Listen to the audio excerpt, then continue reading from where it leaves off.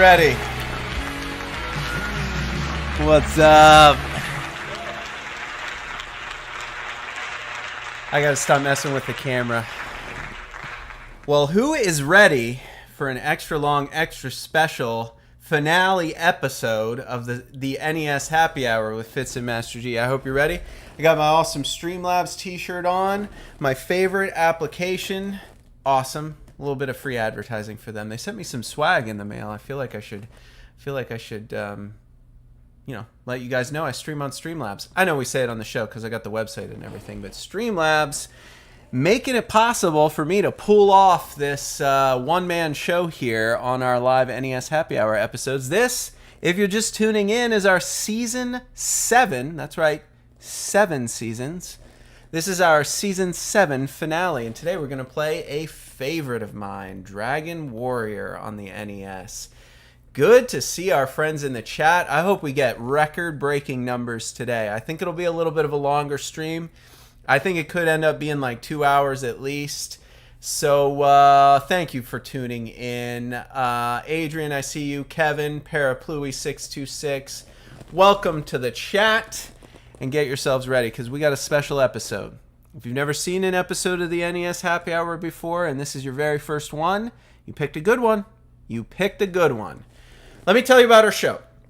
Here on the channel, Retro Gaming Adventures with Master G, we do nothing but retro gaming content.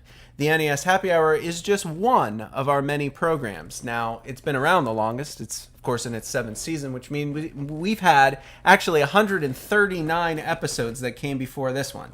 Now, what do we do on the NES Happy Hour? Well, let me tell you. I'm a collector. It's our mission to play every game in the NES library. We've just gotten started. I collect these awesome cases. I like to share the art with you. I also collect the original game manuals. I like to scan them into the computer and share them with you on the show.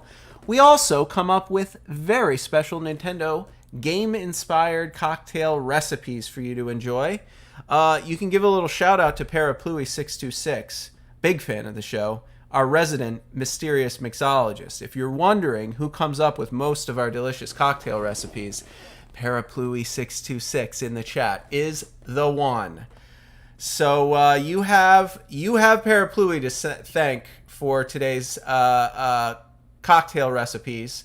I had some influence because this is a very favorite game of mine. So these particular recipes, I kind of said, you know, this is what I want to do, and this is what we're doing.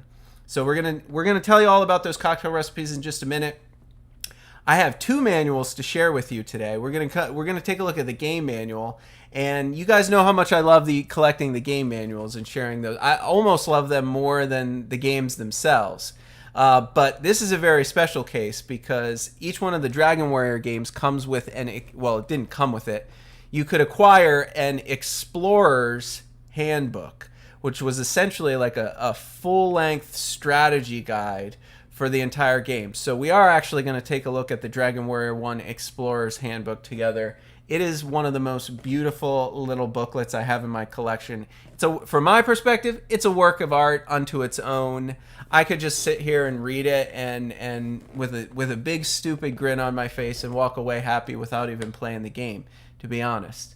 After that, we're going to fire it up. We're going to see how far we get. This is an RPG, guys, so obviously we're not going to be beating this game. I'm just going to mess around. We're going to do some grinding. We're going to do some exploring. I hope you've at least heard of this game before, because it's a legend. I mean, a legendary franchise. They're still making new Dragon Warrior games for the Nintendo Switch today.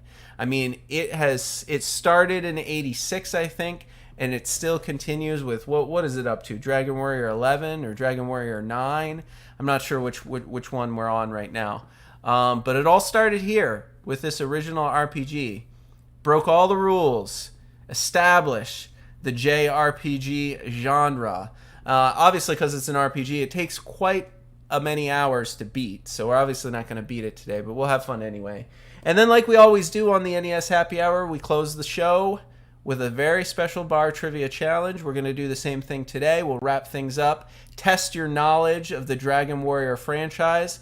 If you have time, if you can stick around to the end of this video, the bar trivia challenge should be pretty fun. We can reminisce. You might even learn a few things about this game in particular. things you might not have known before. And then I'll give you all a special thank you, and we'll send you packing, because NES Happy Hour Season 7 ends today. And I don't know when we're going to be back for Season 8, but we usually take at least a full month off between NES Happy Hour. Doesn't mean I don't stream, though. I'm going to be streaming on Monday, same as always. I'm going to be playing other retro games. I might start with some PC games. We might do Mystery Box Madness for a little bit. We're going to be streaming live. So if you need a retro gaming fix, or you just want to hang out and chat with me, I'm not going anywhere. But these NES Happy Hour seasons, they take a lot to produce, a lot of pre-production. I need at least 4 weeks to get a season's worth of episodes ready to go. Because like I said, it's completely live. It's completely unscripted. I don't edit these videos at all. If you're watching this after the fact, it goes up on the YouTube channel exactly as it aired. But as you'll see, a lot of graphics, a lot of effects, a lot of stuff I have to prepare in advance. So I do need a good, healthy break in between Happy Hour seasons, where I can just pop on the stream and just play for fun. So that's what we're going to be doing next week while I get ready for Season 8. It's true, I do need to go to the beach. Thank you, Parapluie. I could very much use a beach vacation right now. And you know what I would be drinking on the beach? I would be drinking a blue slime cocktail. That's correct, folks. In honor of Dragon Warrior and everybody's favorite enemy in RPGs. I don't know if the blue slime is your favorite enemy. It's the first enemy in any RPG I ever faced. It is an iconic character in the Dragon Warrior franchise, a beloved enemy character in the Dragon Warrior franchise. So in honor of the blue slime, we have named our very special game-inspired cocktail recipe after said blue slime. You're going to want to get yourself 3 ounces of cranberry juice, an ounce of vodka, an ounce of blue curacao. You might want to add a little bit of extra blue curacao. I actually went a little overboard on the blue because I wanted to make sure my cocktail for the show was the right color, the same color as the blue slime. So I tried really hard. And then, of course, a half ounce of fresh squeezed lime juice if you have it. You can rim your glass with sugar and mix all that up in a cocktail shaker full of ice. Get it nice and cold. Pour it into your martini glass, and you are ready to go. One blue slime cocktail in honor of my favorite game, Dragon Warrior.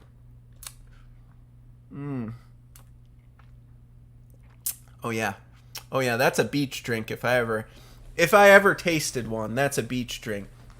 That's the kind of drink that belongs in like a big fishbowl glass with a crazy straw coming out of it. A very tasty one indeed, the blue slime cocktail. Of course, as we always say here on the show, Fitz and Master G do not condone of underage drinking of any kind. So if you're not of legal drinking age, do not mix yourself up the blue slime cocktail. Instead, mix yourself up one of these, the red slime mocktail. No alcohol in this one, none of any kind. Delicious to make, or delicious to drink, fun to make, and it's pretty much the same, except instead of alcohol, you get pomegranate juice. So you got to find yourself a special ingredient. You got to get yourself some pomegranate juice. It's very important. Very important for flavor. Red slimes, they taste like pomegranates. I know. Okay, so get yourself a shaker, fill it full of ice, pour in 3 ounces of cranberry juice, 2 ounces of pomegranate juice, at least a half ounce of fresh lime juice. Rim the glass that you're drinking out of with sugar, and then strain that delicious concoction in there, and you will have yourself one red slime mocktail to enjoy with us here on the NES Happy Hour Season 7 finale. Red slime, blue slime. There's a slime for everyone in the Dragon Warrior universe. I hope you enjoy these drinks. I hope you appreciate our cocktail recipes. I know I appreciate drinking them with you on every episode of the NES Happy Hour. And that's how we're going to go out. Going out with a bang with the 2 best cocktail recipes, I think, of Season 7. At least the blue slime is my favorite. So, cheers, folks. I hope you enjoy. I am going to put it down over there so I don't accidentally knock it over, because that would be a tragedy. An absolute tragedy if I'd spilled my blue slime before we even got going. I'd have to put an ad break on, and I'd have to run downstairs and make another. Let's talk about our goals. We had some goals for Season 7 and for this year, 2021. The G Club, of course, is our paid channel membership. Fortunately for you guys on YouTube, I can set the price of the G Club membership, and the lowest I can make it is the lowest I made it. 99 cents a month. Join the G Club today. You'll get yourself an awesome loyalty badge that changes depending on how long you've been a member. You'll also unlock some very special, exclusive G Club emotes to use in the chat. That's right, G Club emotes you ought to be able to use in our chat and in the comments when you leave us messages on our videos. And when we get 20 G Club members, I'm going to let you guys all vote on a week's worth of episodes for the NES Happy Hour. That's right. Get us up to 20 G Club members. You're going to pick the games we play in a future season of the NES Happy Hour, G Club Week. So, we got a ways to go, though. I think we only have 7 G Club members. That means we need 13 more. But like I said, it's only 99 cents a month. It's fairly affordable. But if you can't swing it, that's fine too. We still love having you, okay? I still appreciate you. You can become a subscriber. That's free. All you got to do is click that subscribe button. Should be the word subscribe below the video, or there's like a little icon right here where I'm pointing on the video. Hit subscribe now. Become a subscriber. If you want, you can turn on the notifications. You'll get an alert whenever we go live. You'll never miss out.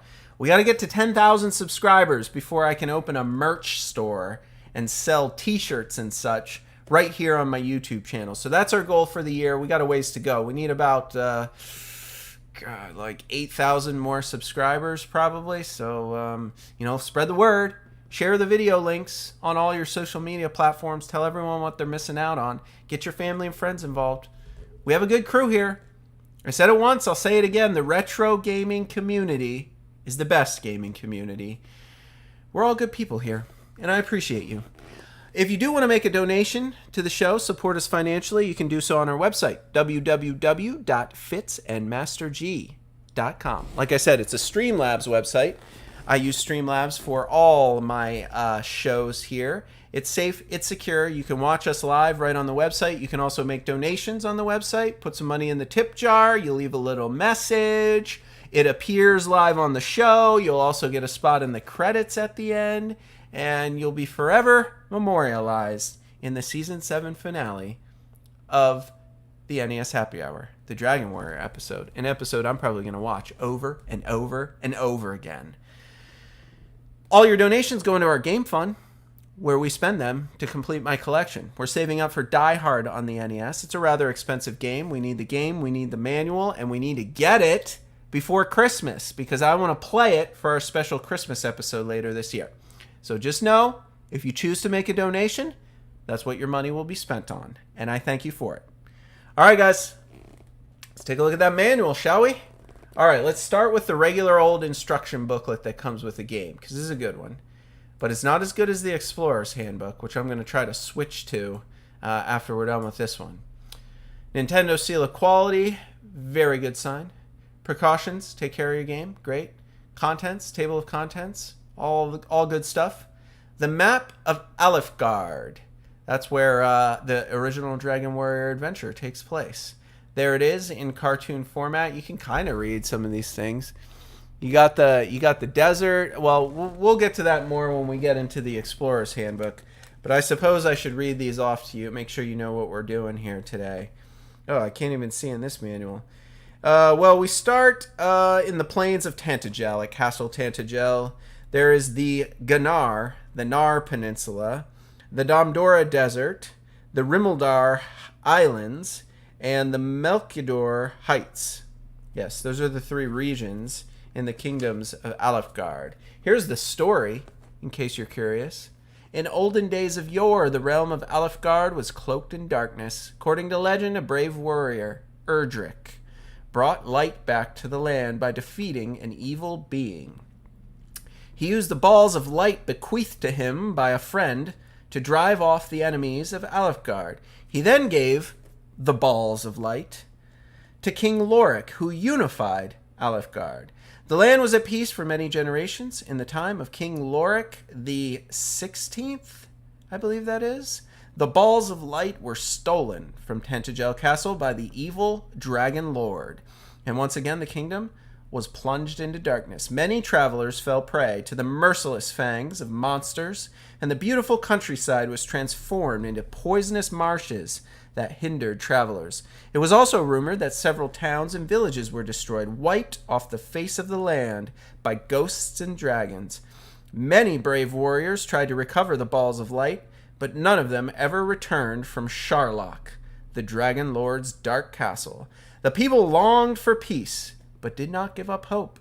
The great seer Maheta predicted that one day a descendant of the valiant Erdrick shall come forth to defeat the Dragon Lord. Who is this brave soul? There is only one possible answer. You. Your quest is to find and defeat the evil Dragon Lord. The time has come. This is the start of our adventure. All right, so fired up. You pick a name, and you get right going into the game. This game can be saved as you progress. It is obviously an RPG, so it takes a very lot of grinding. You have to do a lot of leveling up. You have to do a lot of exploring. You have to get a lot of experience. You have to collect a lot of armor and weapons. And all in all, it could take hours and hours and hours and hours to beat this game. So it's nice that you can save the game right to the cartridge. And that's what this page is telling you all about there.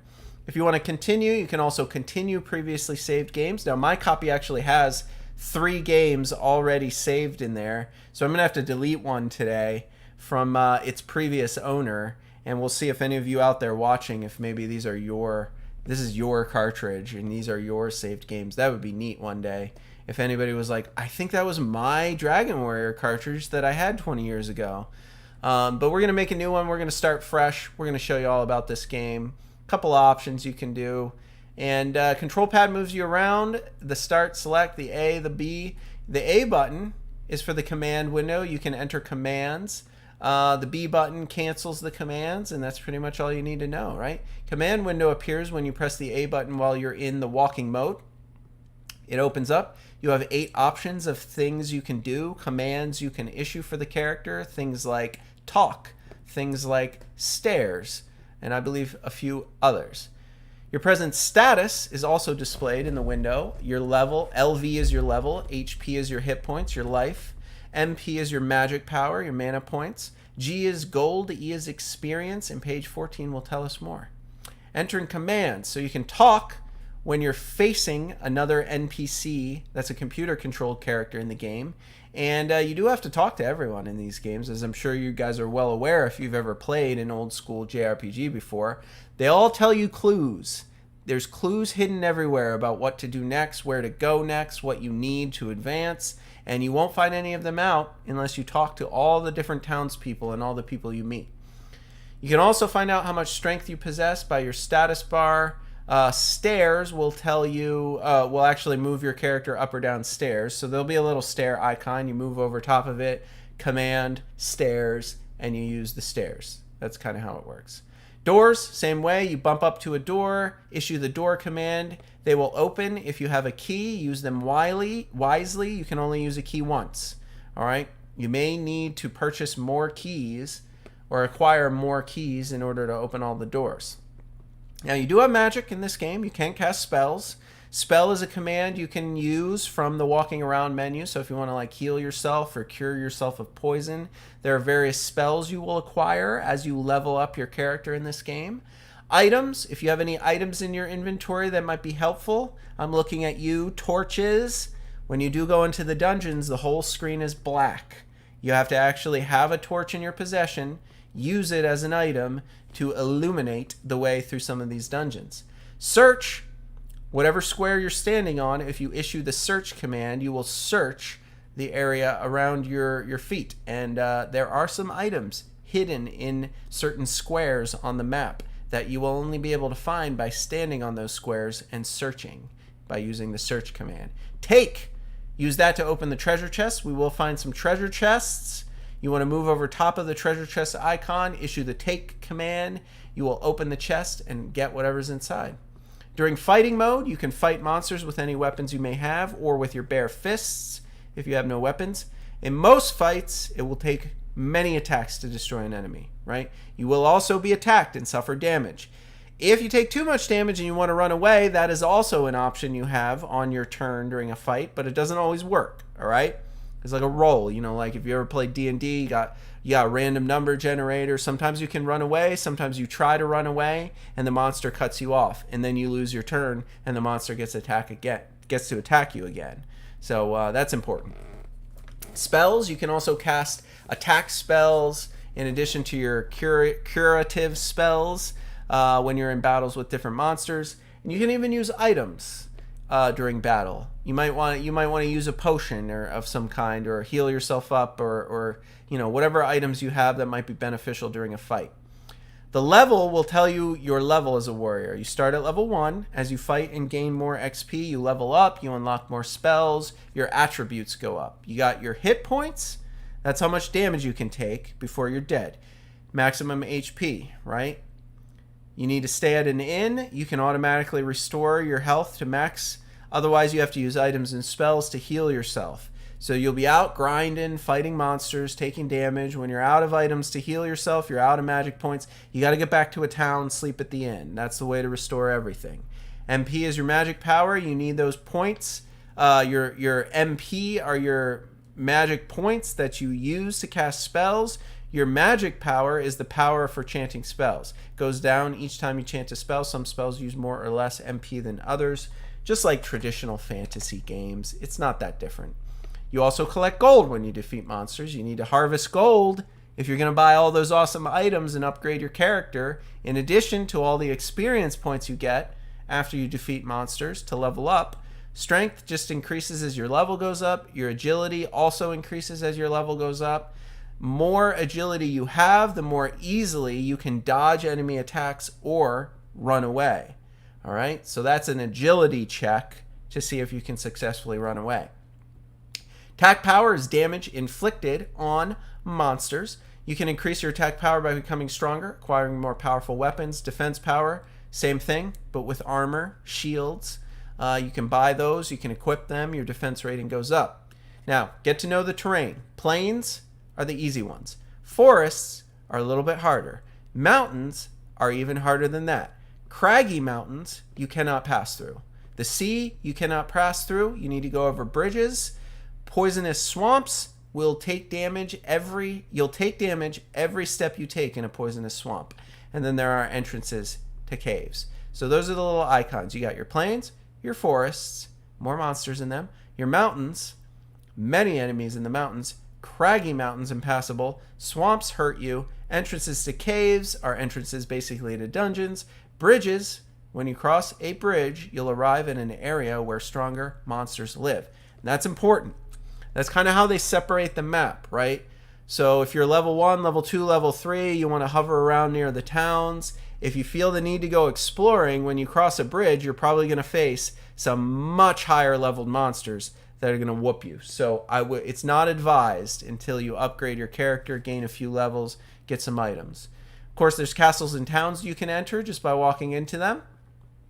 There are shop counters if you want to purchase things. You got to walk up to the shop counter and then issue the talk command to talk to the shopkeeper. That's pretty much how it goes, right? You got doors you can open with the door command if you have a key. Roofs, they're just roofs. Nothing to see there. Stairs for going up or down, upstairs or downstairs, depending on the icon. And barriers. Barriers inflict a lot more damage to you than the poisonous swamps do. In fact, you can only walk across the barrier squares a few times before you're dead. A lot of courage and physical strength to pass through these barriers. Shops are where you buy and sell weapons and armor. You got your weapons store. Obviously, they sell lots of weapons and armor. Look for the signboard with the sword on it. Bada bing, bada boom. Now, goods differ from shop to shop, so different towns sell different things. You got to figure out where the best stuff is. Go to those towns to buy it. General stores where you pick up those items. Your torches that you need to illuminate the way in the dungeons, herbs for healing, other goods available for purchase. You can also sell items you've picked up in your adventure to gain gold at half price. Inns are very important. That's where you stay overnight. It auto restores all your hit points, all your magic points. It costs money though. Different towns charge different rates. Towns that are in very dangerous areas charge a lot more to sleep at the inn and recover your health and magic points. You got key cutters. There's a key cutter hidden in this game somewhere. He sells magical keys that can open any door. However, it's up to you to find out which town the key cutter is in. And then you also have a magic water merchant somewhere in the kingdom of Alfgard. There's a rumor shops will sell you magical water that protects you from monsters, but we don't have much information on this. If you're interested, search for it. Here are the weapons in the armory. You got yourself a bamboo stick. That's the lowest level. It goes up from there. The club, the copper sword, the hand axe, the broadsword. All right? Armor, you got clothes, you got leather armor, you got chainmail, you got half plate armor, and full plate armor. Made from specially fabricated steel, really durable, protects you from almost all enemy attacks. Shields, you can buy a small shield or a large shield. And items, you got fiery torches, you got herbs. Herbs will heal you or cure you. I think it gets you 20 to 35 hit points. Yep. Lights, the fiery torch lights your way when you're in the dungeons. They will go out. So you may need to carry several torches in your inventory when you enter a dungeon. Okay? Okay. Dragon scale. These are special items. Legend has it, it fell from a dragon's body a long, long time ago. Light green fossil that fits in the palm of your hand. It has mysterious powers and slightly increases your defense. Wings. Another legend. When lightning strikes and kills a wyvern, its wings fall down to earth with their magical flying powers still intact. Use these wings to bring you back to Tantagel. So that's what the wings are. Wherever you are on the map, if you have a wing in your inventory and you use it, you will instantly fly back to the starting castle where the quest began. So it's like a teleport back to the start, basically. It's much safer, so if you're in a pinch and you're about to die and you have some wings, maybe you just want to teleport right back to the starting castle where it's safe. You might also be on the other side of the map and you don't feel like walking all the way back to the starting castle, so you can use the wings to instantly transport yourself there. You also have fairy water. It's magical water taken from a spring by a silver ladle on the night of a full moon and purified at the altar of the goddess Aura. Did you get all that? Okay. It's said you can travel for some time while warding off those in your way if you sprinkle it on your body, so it keeps the enemies from attacking you. The power of the water is not effective in caves, though, so when you're in the dungeons, it's not really going to work. It's also not going to ward off the bosses and the mini-bosses throughout the game, obviously. But when you're on the overworld map and you're just walking around, if you don't want to fight anyone and you have some fairy water, you can sprinkle it on yourself and monsters won't fight you. And then keys. I don't need to explain keys. They open doors. Locked doors, specifically. All right? Magic spells. You got the heal spell. That's pretty easy. Gives you 10 to 15 extra hit points when you cast the heal spell. It costs 4 magic points. Hurt. Your basic attack spell in battle. Little balls of fire spurt out of your fingertips. One chant inflicts 2 to 15 points of damage, and you lose 2 points of magic points. Sleep. You can put monsters to sleep. Costs 2 MP for every spell. It doesn't always work. It's RNG. You got to do a roll. If you're successful, monster goes to sleep. Radiant. That's a replacement for your torch. So if you get sick of carrying torches around, you can actually cast the Radiant spell, which will light the way in the dungeons as well. Stop spell basically blocks monster spells from being cast or hurting you. When you're in a dungeon and you're lost and you're about to die, you will eventually acquire the outside spell. When you cast that spell, it just takes you to the entrance of whatever cave you were in when you cast it. The return spell will also return you back to Tantagel Castle. So eventually when you get the return spell, you might not need to carry the wings around because you can just cast return, go back to the safe castle. Repel cloaks you in an aura, protects you from monster attacks. It won't work in the caves though, and just like the fairy water, you cannot use it against monsters that are higher level than you are. Heal More is just an upgraded heal spell, 75 to 100 hit points every time you use it. Costs a lot more, all right? Hurt More is a high-powered attack spell. Same deal, all right? Visit the king, have your deeds recorded on the Imperial Scrolls of Honor. That's how you save your game in the original Dragon Warrior. You got to go back to Tantagel. It's the only way to do it. The starting castle. You got to talk to the king. He will record your deeds, which is essentially how you save your game and save your progress, right? And then, as they always say in NES cartridges, where there's a battery built in to the board itself for the save games, in order to preserve that battery, any game that has a save state like this, every time you turn your game off, you need to hold in the reset button, press the power off, and then let go of the reset button. It sounds crazy, but if you're too young to have had this console, you could be playing this game for months. You could have a save game that's almost at the end, and if you just hit the power button and turn it off, there's a chance that all of your saved games would just get erased. The way to stop that from happening on these old games, you had to hold the reset button in, power off, and then let the reset button out. So it's a weird little nuance of these old cartridges games. But I've been in a position before where I accidentally lost all my saved games and I had to start over at the beginning. So it's real. I assure you, it's real. All right. There's a little bit of tips about collecting treasure chests from the starting castle, talking to the soldiers. They'll give you some advice. You can open the door, set out on your adventure. Right from the starting castle, you can see the town of Breckenridge. Go there. They have items you can purchase with your starting gold. Get you started with maybe like a bamboo stick and some cloth armor. Get going, attacking monsters, leveling up, grinding, as they say. So be careful. Level 1, you're pretty weak. You do suffer damage against the slimes at level 1, and the further away you roam from the starting castle, the stronger monsters will start to attack you. So we do need to level up around the castle. We need to get some starting items before we venture any further to do any exploring. All right?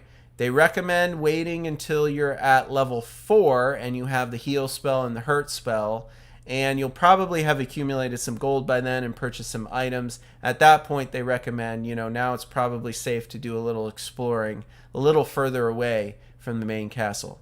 Now, long ago, the hero Erdrick, he defeated the evil Dragon Lord, and now it's up to you to do the same because the Dragon Lord has returned. Create new legends for the little kingdom of Alefgard. Hints on defeating him, look carefully at the windows. All right, always check it when you're traveling. It provides you with important information. If your HP is really low, use heal spells, sleep at the inn. If you die, the punishment of waking up resurrected at the end is you lose half. That's right, half of your gold. And it's a lot of work to acquire gold in this game. So try not to die. The game doesn't just end when you die. They reset you, they resurrect you, but they take half of whatever gold you're carrying if that happens. All right? And monsters will get much harder and much crazier the further you go. Okay? So level up, grind it out. Use your items skillfully. If you've got enough money, buy some items, stock up on some herbs, some torches, some wings, some fairy juice, and you should be safe.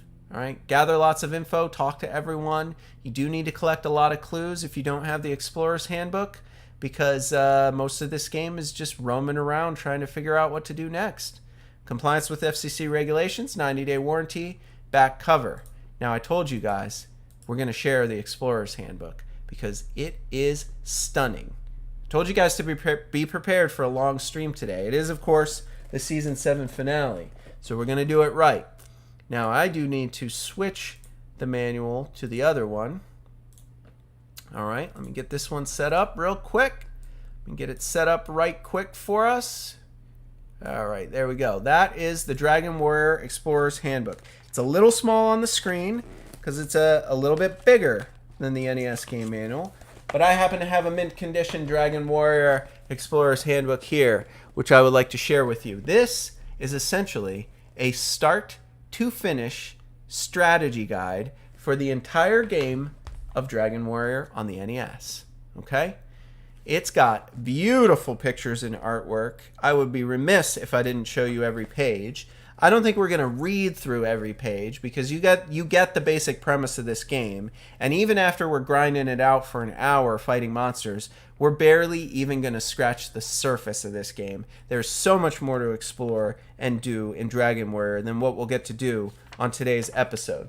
But If you're a Dragon Warrior fan and you want to pick up a copy of Dragon Warrior on the NES, I would actually strongly encourage you to try to find a copy of this Dragon Warrior Explorer's Handbook, because it is awesome.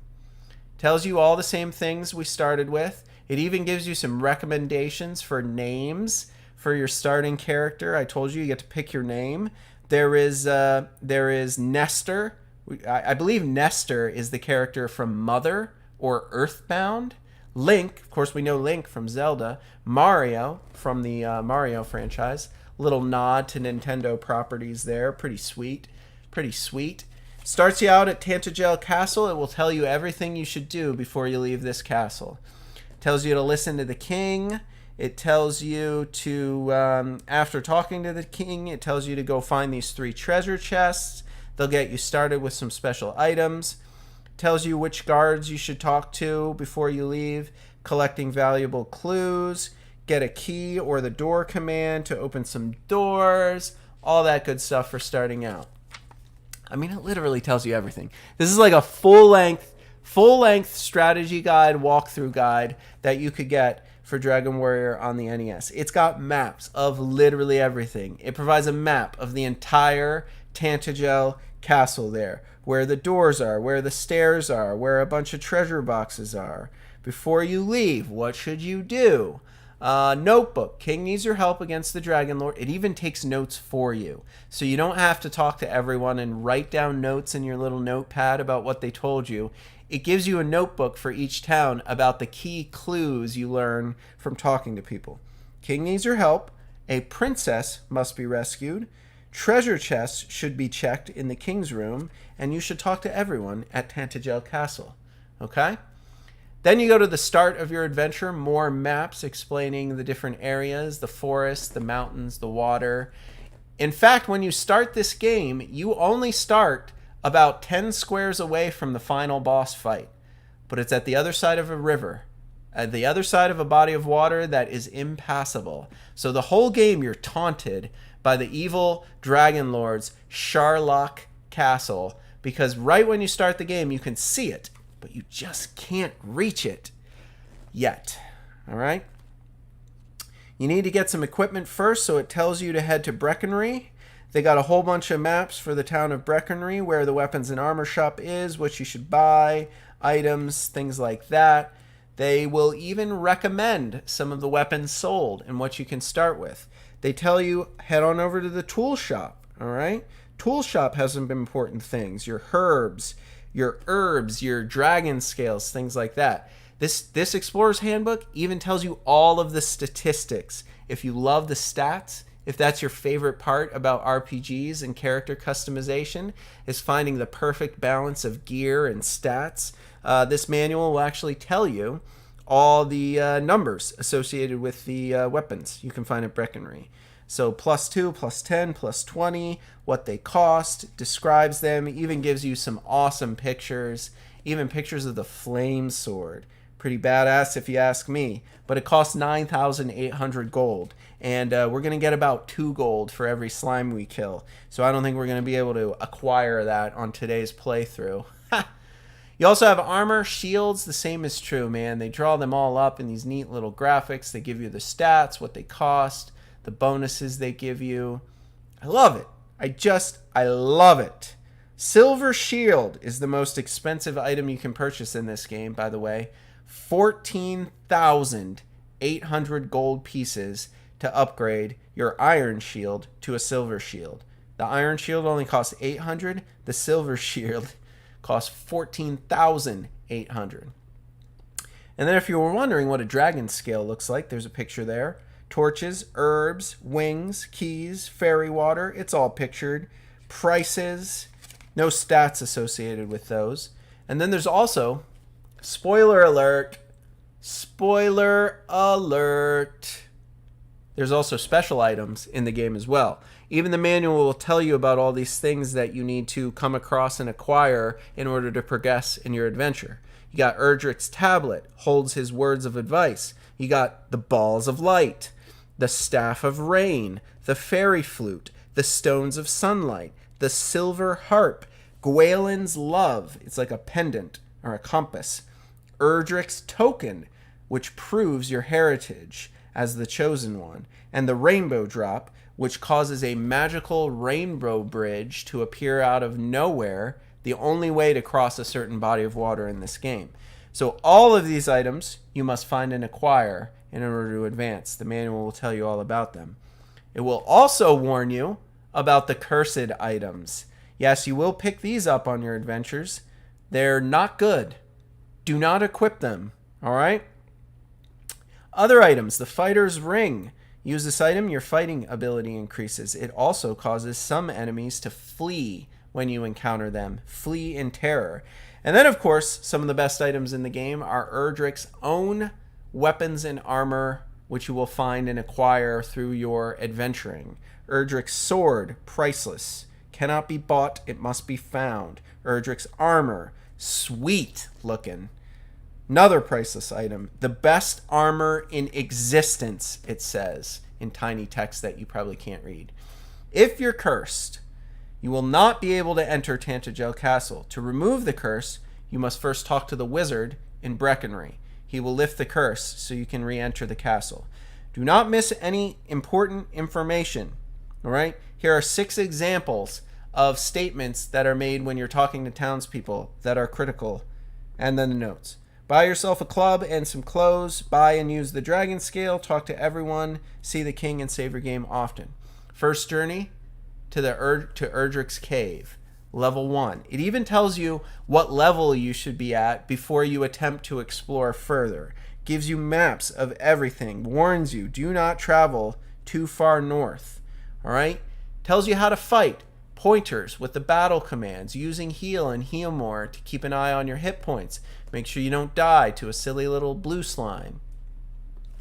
Restoring hit points and magic points. How to use the herbs, the heal spell, staying at the inn. Beware of the orange screen. When all the white text turns orange, that means that you are just about dead. Your hit point is critically low, and it's warning you you need to get healed, and you need to get healed quick.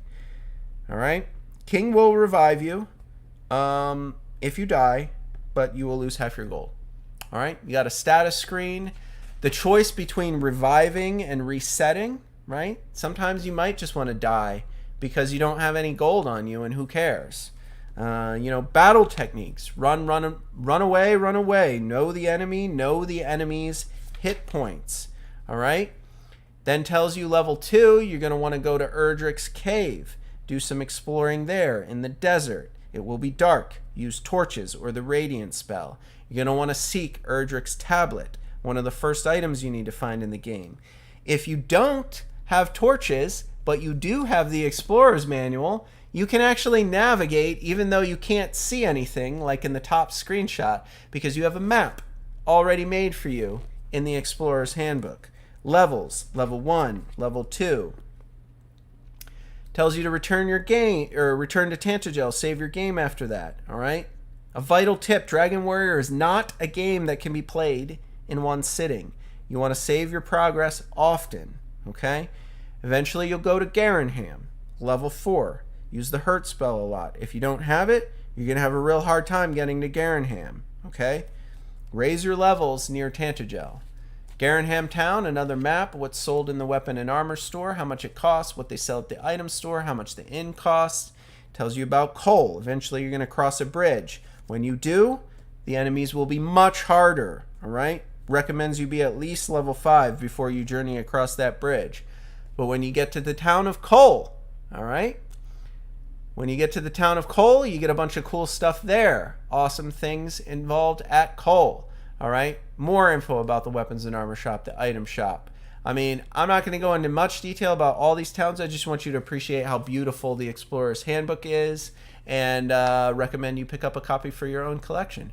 The Northern Cave, tips about exploring there, what might be found there. The Mountain Cave, much more complicated dungeon. Okay? Level 8, you're probably ready to go to the island of Rimeldar. You're going to find some enemies there, though. They take some screenshots. They tell you a little bit about them. You got the Wolfman, the Wyverns, the Goldman starts to appear. They're really good for harvesting gold if you want to grind it out and save up. You got a Swamp Cave. Tells you to memorize your maps. Rimeldar Town, level 9, is a very dangerous town. There's a magic key shop there, though. and valuable information to be obtained. Okay? Even better armor in Rimeldar Town. Earn lots of gold, use your keys, solve those mysteries. Okay? Eventually you get to the southern cave, more maps, more tips. Stones of Sunlight. It'll tell you how to acquire the Stones of Sunlight. It also tells you the secrets of Garanham. I won't spoil them. You probably can't read what's on my screen, but if you follow me on Twitter, there is a copy of this Explorer Handbook on my Twitter feed. So if you're not on Twitter, I think it's actually also on our Facebook page as well. So if you want to get a digital copy of this, go grab the little GIF video that's posted on the Twitter page or the Facebook page for Retro Gaming Adventures with Master G. It's pretty sweet. And yeah, Secrets of Garanham, all kinds of good tips. The Grave of Garanham, very important. You want to be level 11 before you go in that crypt. Very dangerous dungeon there. It even tells you shortcuts. Go from B1 to B2 to D to F to G, and they mark all these on the maps because this one's a bit of a labyrinth, a maze that you can very easily get lost in. But you do need to acquire the silver harp and the fairy flute. Rescuing the Princess Gwaelin, right around level 12. You must fight an evil dragon. When I was 8 years old, I finally got to this point. I defeated the evil dragon. I rescued the princess, and it took me like months of playing as a little kid. And I swore I beat the game. No. Rescuing the princess from the evil dragon is not beating the game. You must beat an evil wizard called the Dragon Lord much later in the game. This might not even be the halfway point of the game. So I was very pleased to know that I still had hours and hours of fun left to play. Eventually you'll get to Dumdora Desert, a lot of cool stuff there. The Cantlin Plateau, dangerous, swampy, very poisonous there if I remember correctly. Cantlin Town has some good stuff. I believe you can get the Silver Shield. This is the first place where you can purchase the Silver Shield in Cantlin Town for 14,800 gold. Eventually, you'll get to Hawksness. Hawksness is a very difficult place. You have to beat several mini-bosses that are super OP. So you're going to want to level up like crazy before you get to this point. You have to defeat the Axe Knight. Then you'll get Erdrick's Token. You can use his armor. You do need to eventually go back to the Wise Man to inquire about securing the Rainbow Drop in order to build a Rainbow Bridge. Okay? Once you build the Rainbow Bridge, you will finally have access to the Dragon Lord's Castle. Yet another very complicated dungeon with very powerful enemies, some of the most powerful enemies in the game, and all these little barrier squares where just walking on them, every square you touch does 15 points of damage. Very difficult final castle to navigate.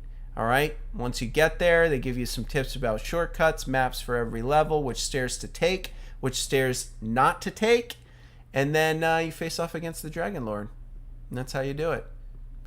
A whole bit about the saga, hand-drawn artwork, just to add a little extra special to the story there. And then appendixes. All the weapons, all the armor, where they're sold, what they cost, the statistics, what the items do, what all the spells do, what levels you have to reach to acquire the spells, how much magic points each spell cost, and what the effects are, and then a bunch of extra tips, putting the harp to work, keeping unlocked doors open, yada, yada, yada, warranty, back cover. That's how you do it. That is the Dragon Warrior Explorer's Handbook. I hope you enjoyed that a little bit. I had to make it part of this episode for future generations to watch and enjoy. Mitch, to your point, I think you asked, did the box come with a laminated chart separate from the handbook? It did not. Believe it or not, I do not yet have a mint condition copy of the laminated stuff that I believe came with the game. I think there was like a bestiary that told you about all the enemies and maybe a map, if I'm not mistaken.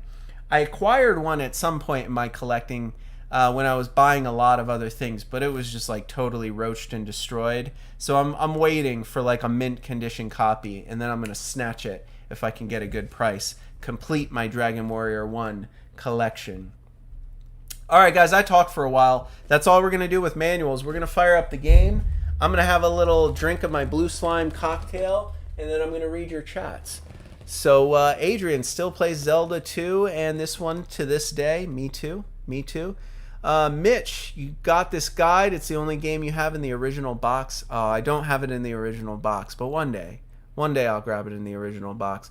Platform Junkie, Nestor was named after the comics in Nintendo Power, Howard and Nestor. I swore Nestor was a character in Earthbound. Am I making that up? Is he not the main guy in Earthbound and Mother in that series? I know Mother didn't come over to North America. That was a Japanese exclusive game on the Famicom. But for some reason I thought Nestor was from that franchise. Mitch says it took him about a month to beat. Believe it or not, speedrunners speedrun this game. And there might be a question about that later. It's possible to beat in less than a month, I'll tell you that. Dragon Warrior 4 is your favorite, Platform Junkie. Dragon Warrior 4 is probably the game that I played more than any other game when I was a child. I had a copy of Dragon Warrior 4. I beat it at least 27 times. Like a child who watches their favorite movie over and over and over again, and parents are like, why don't you watch a different movie? Why do you keep watching Frozen over and over again? When I was a kid, I played Dragon Warrior 4 over and over and over again. Whenever I beat it, I just started over. I played it so many times, you would not believe it. You would not believe it. One of my favorites. Oh, man. Yeah, Mitch, you do have some things I don't have. I've been mainly focused on getting all the games in the manuals because I need them in order to continue the NES Happy Hour. I could do without the original boxes because I can't really scan them easily anyway. I like these reproduction cases because I can just slip the paper out, put it on the printer and scan it, and then slip it back into the case. But the boxes would be harder. I would be worried about unfolding my boxes just to scan it. And yeah, I think you're right, Platform Junkie. Earthbound is NES. That's what I was thinking. I was like, Nestor, NES. No, you're definitely right. Nintendo Power actually gave away copies of this game, Dragon Warrior, in North America to any new subscriber. So it makes sense that they would put Nestor in their Explorer's Handbook, because a lot of people got their copy of Dragon Warrior when they subscribed to Nintendo Power magazine. It's such a fantastic franchise. I love it. All right, guys, let's play this game, shall we? I think it's time. I think we got to just do it. I'm getting sweaty in this hot room. There she is. Oh, love that sound. I'm just going to take a minute.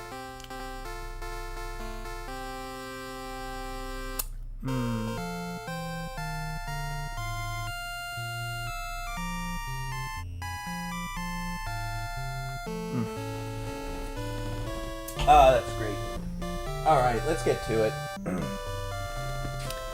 Alright, so you start them up, you continue a quest or erase a quest. I'm going to go ahead and erase Tom here because Tom barely started. Tom is done. See you later, Tom. Begin a new quest. What should our name be? How about Master G?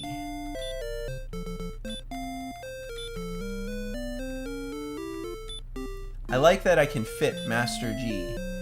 We're going to do fast message speeds. Oh, Nestor had a game on the Virtual Boy? Interesting. I love it. Alright, so this is how it starts out. Descendants of Erdrick, listen now to my words. It is told that in ages past Erdrick fought demons with a ball of light. Then came the Dragon Lord who stole the precious globe, hid it in the darkness. Now, Master G, thou must help us recover the ball of light and restore peace to our land. The Dragon Lord must be defeated. Take now whatever you find in the chest to aid thee in thy quest. Speak with the guards, for they have much knowledge that may aid thee. May the light shine upon thee, Master G. Alright, there we go. So now you go. You walk on the chest, you say take, get some items. Got 120 gold to start. Thank you, King. Take this one. Fortune smiles upon thee. Thou hast found the torch.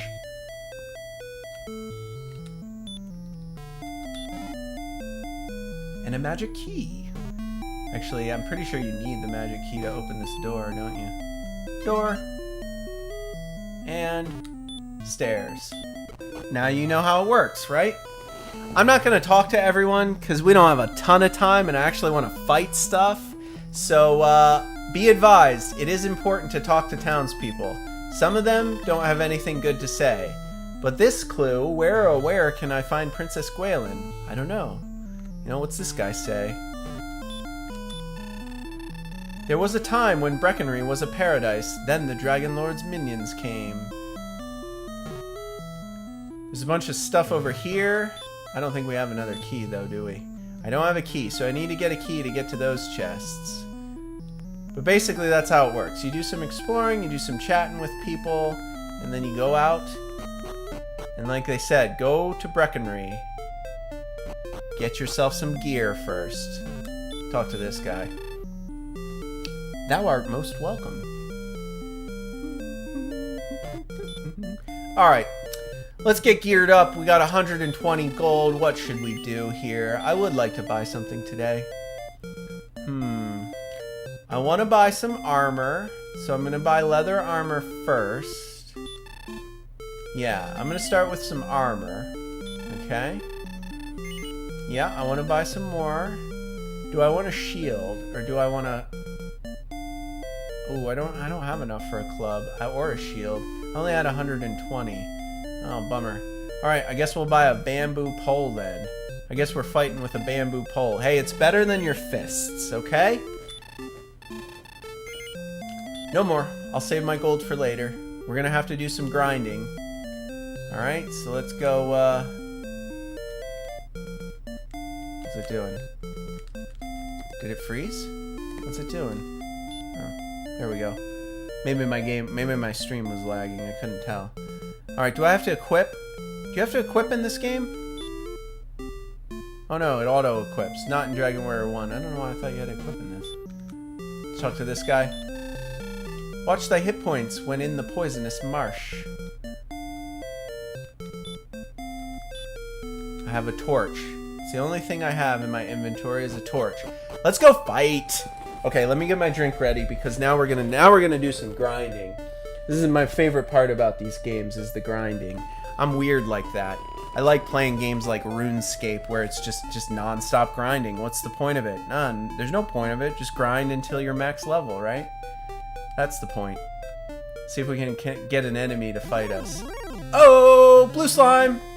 How about every time a blue slime appears, I'll take a sip. That could be dangerous. Maybe we shouldn't do that. Fight!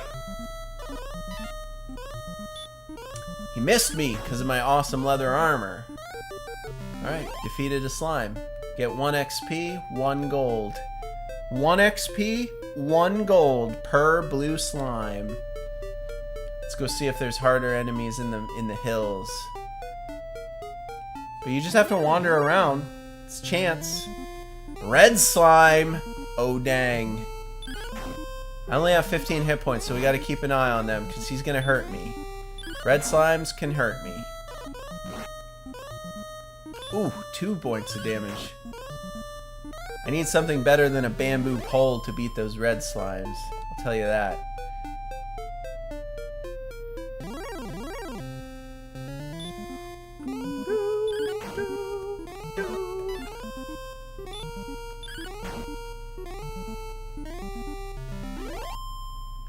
Did you guys ever play Dragon Warrior? Is there any big fans of Dragon Warrior out there?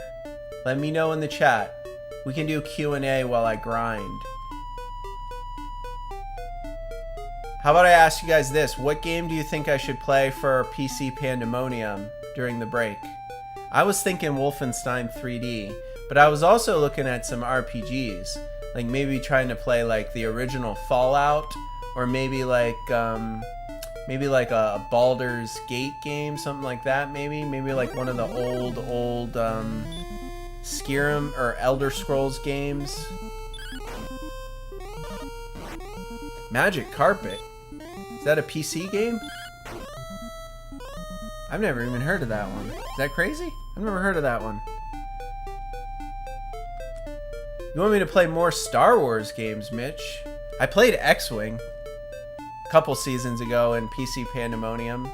The flight simulator from 1995, X-Wing. It was kind of fun. Anticlimactic, though. Come on, enemies, where you at? It's a grind. It is a grind. Man, they're afraid of me.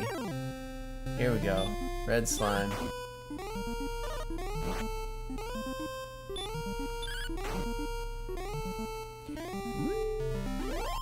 There we go. 2 gold for a red slime. Oh, next step. He's got a buddy. Ooh, Tomb Raider's a good idea. Ooh, that's a good idea. I had a PlayStation when I was younger. I bought a lot of games. I definitely had Tomb Raider on my original PS1. I don't know. I guess I could play it on. There's probably a PC version. For PC Pandemonium, it's got to be a computer game, like an exclusive computer game. Because we also do other retro games. I mean, I played PlayStation games and... Oh, we leveled up! We're level 2! Does that mean we got the heal spell? I've been promoted to the next level. My power increased by 1. My hit points increased by 7. Oh, I don't get the heal spell? Oh, I thought I got the heal spell. Uh-oh. This red slime's gonna get me. I gotta be careful. He could kill me. Potentially. Yep. Down to 6. Alright, we better go back. We better go back and rest up. Uh-oh! Oh, it's just a blue slime. I don't want to lose half my gold. I worked hard to earn this 51 gold.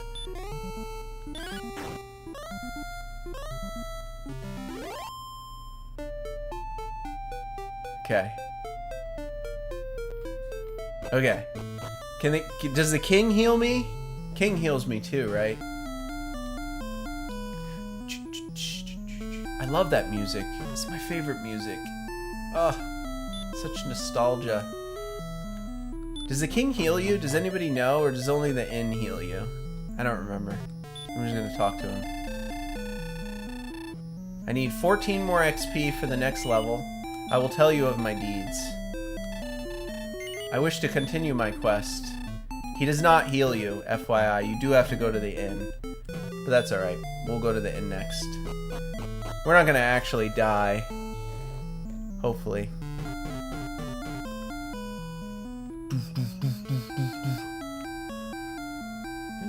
Alright, so what suggestions we have? Magic Carpet, Star Wars Empire at War, Tomb Raider. I need to get over to this town. Good. Good, good, good. GTA, Grand Theft Auto Vice City, maybe. That could be fun. Honestly, that could be fun. That could potentially be a really fun stream. I don't know. I want to play games that you guys want to see, but it's got to be retro, okay? So we will play a PC game from at least the 90s. If it's 2000s, I'll think about it. It's got to come out in the 90s. I'll play it for sure. And then I owe you 3 mystery boxes that are full of retro games. So we will, of course, play games from the Nintendo, Super Nintendo, the Sega, the Game Boy Color, the Game Boy Advance, PlayStation, Xbox. I have a bunch of games queued up for Mystery Box Madness. So don't worry, we're going to be playing those. But I can't tell you what they are, because I haven't finished the videos yet for the mystery unboxing. And I don't want to spoil it. Don't want to spoil it, okay? Alright, let's go fight some more. We need to get to level 3. Come on, come on. Come on, slimes. Where you at? Do you think I should go try to fight something higher powered? Maybe I'm getting bold. Oh man, we're still in slime territory. Oh, he got to go first. He got advantage. Any D&D players out there? Any D&D players? No one? Got advantage on me. You know, the developers of this game, when they came up with this game, they were big fans of Dungeons and Dragons, and this was their attempt to create a D&D style video game when they first developed this one. So obviously they took a lot from that. The programming is all like, oh, a Drakey! We found a Drakey! We found a different monster. Okay. I must focus. He is dangerous. I need to get a better weapon. Like, seriously, I need a better weapon. Oh, he's gonna kill me. Oh no, I'm dead. He's doing 3 damage every time. Alright, I defeated him. He only gave me 2 and 2. That sucks. Back to the blue slimes. Where are my blue slimes at? I better stay close to the town, because I'm already half dead. I only got 2 gold. Not worth it. Jeez. Ugh. I'm right back to the inn. Losing all my gold. 1 battle. But at least you got to see the Drakey. I guess I gotta go back to the inn. Goodness. I'm struggling. We're struggling. Alright, 6 gold pieces for a sleep. Let's go buy some items. Wait, when do we get the heal spell? We get it at level 3, don't we? I'm just gonna wait. I'm just gonna level up and get the heal spell. I'm not gonna waste my hard-earned money on a bunch of herbs. Bunch of herb.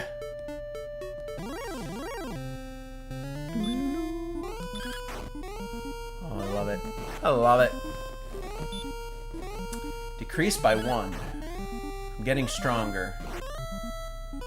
Oh, decreased by 2. I take it back. I'm not getting stronger.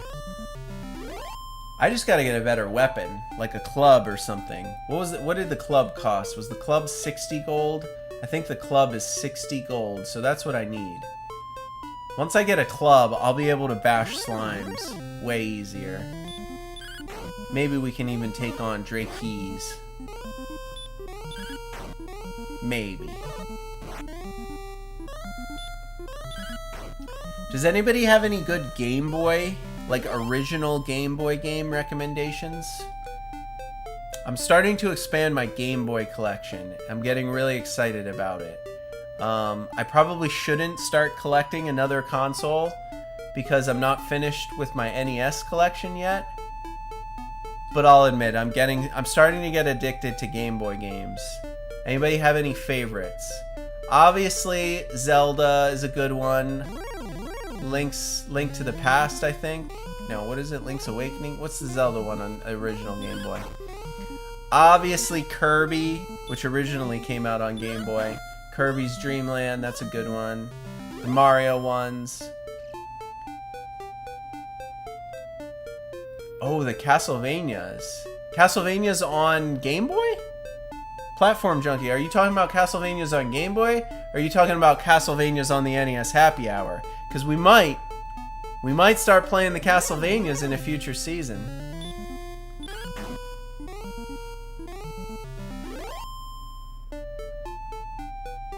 I like the Castlevanias. I was never very good at them, though. I always found them to be too difficult when I played them when I was a little kid. Oh, critical hit! 1 hit kill, 6 damage. I critted him. I critted him with my bamboo stick. Got him. Oh, Pokemon. Yeah, I could get the Pokemon games. I did have one of those. I don't have it anymore.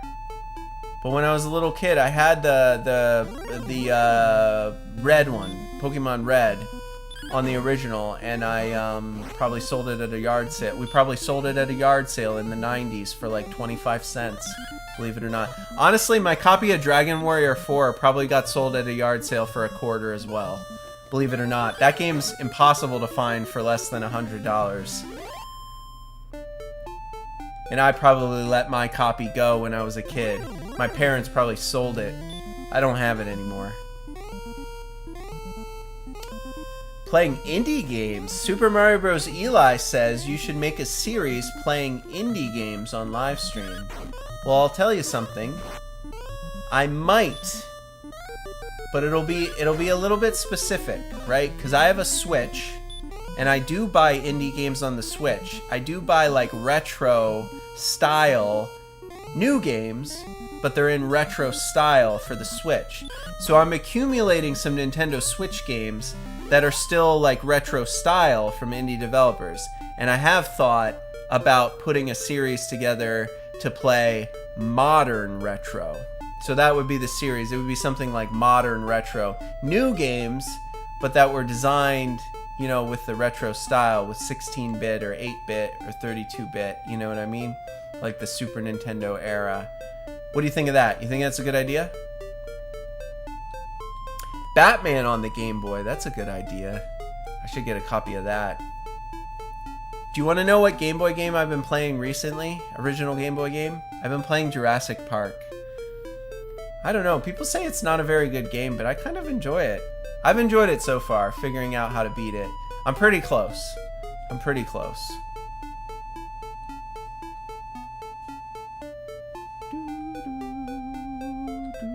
Man, can't find a slime to save my life. Where'd all the slimes go? Did I kill them all? Holy cow. This is like the longest time without running into a slime. Come on, slimes, where you at? No, seriously, where you at, slimes? Are there no slimes left? Where did they all go? Okay, this is getting ridiculous. Is this a record? Holy cow. Took me forever to find a slime. I'm trying to get 60 gold. Actually, I need 66 because I got to sleep at the inn for 6. Buy a club. Maybe I can sell my bamboo. Alright, keep grinding.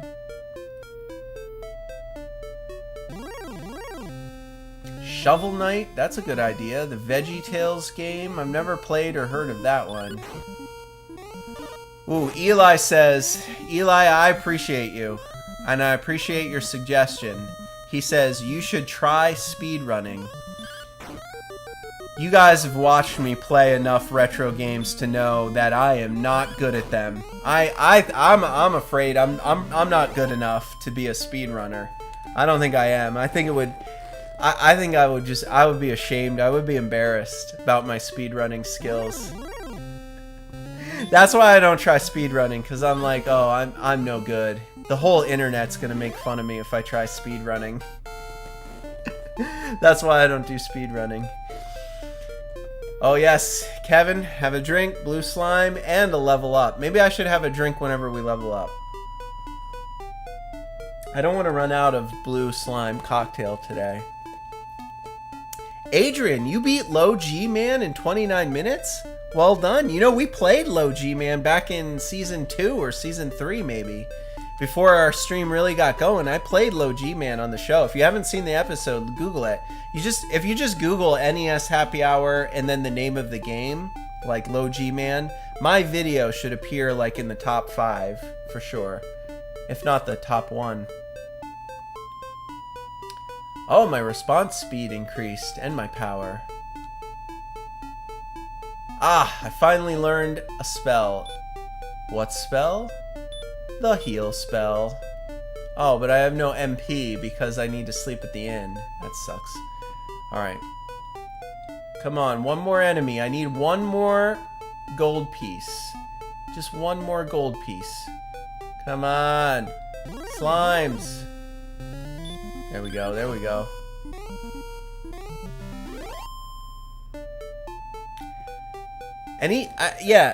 Eli, you've done some speed running. Tell me what you think of speed running. Did you set any records? How did it go? I'm afraid to do speed runs because I'm no good at games. I think I could, like, the only games that I'm really like decent at are like the Mario games, but everybody speedrun them so much that like I'm not that good. Like I can sit down with Mario 3 and just play through the whole game, but it takes me like 3 hours and I die a million times. I haven't learned all the timings. That's what it is. No, I don't want to go to the inn first. I want to go to the shop and get a club. Ugh. Yes. Give me a club, please. Oh, you only paid me 5 gold for the bamboo pole. That means I'm 1 short. Oh my goodness. It means I need 1 more gold before we can sleep at the inn. Guess I'm back out to find some slimes.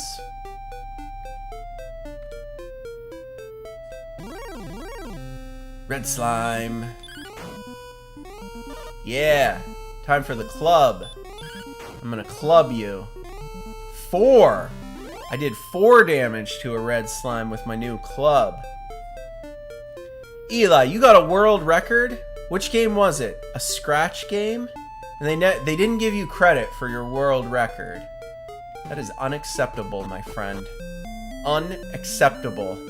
I will review the tape for you. Actually, I don't know anyone in the speedrunning community, but I'm just like all of you.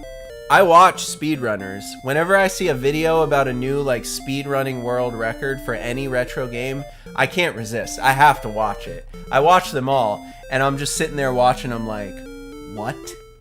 I can't even believe this. Because it's crazy how those speedrunners play these games. It's crazy.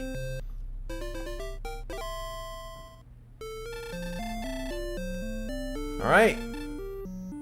Oh man, we only have 4 magic points. Lame. I'm gonna get to cast heal once. This game is a grind. It's a real grind, my friends. A real grind. Alright. We gotta save up for our next item. Maybe we should try to get the shield so we can fight Drakes. I'm going exploring. I'm gonna take my chances. I'm feeling good. I'm feeling strong. I'm feeling healthy. I'm feeling like I want to roam a little. See what there is to see in this great big world.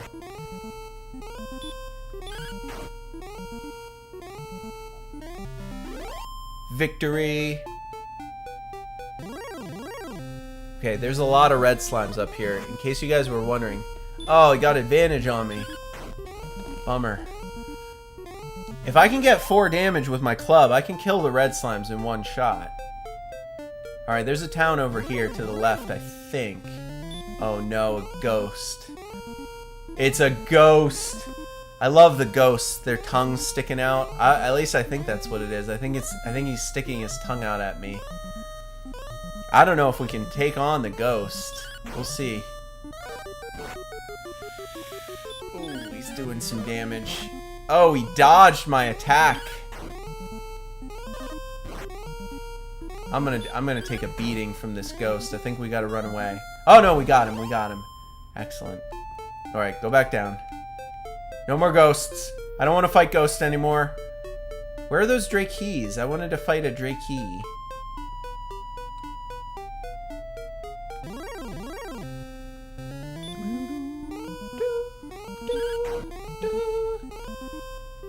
Look, if you're asking me, should you speedrun games? You should, and you should stream it, because people love watching people practice speedrunning. I'm one of those people. So, even if you're not good at speedrunning, people will tune in just to see you practice. I do it. I don't troll anyone either. I like watching people figure out how to do it. You know what I mean? Because one day y'all are gonna make me start speedrunning. When we have enough viewers and enough fans, the pressure will become too great, and I will have to start speedrunning games. So I want to learn how the process works. Learn as much as I can now. Because right now on the happy hour, we just relax. We just relax and have fun with these games.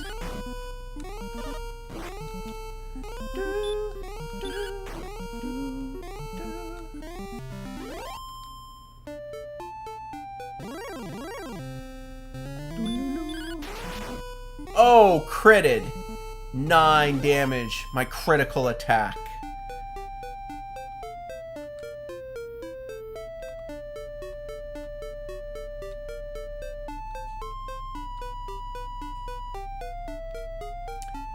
Oh, got a question in the chat. Have I ever played Zelda 2? I have, but I very much prefer Zelda 1. In fact, if anybody asks me, ever, what I think the best Zelda game is, the original on the NES.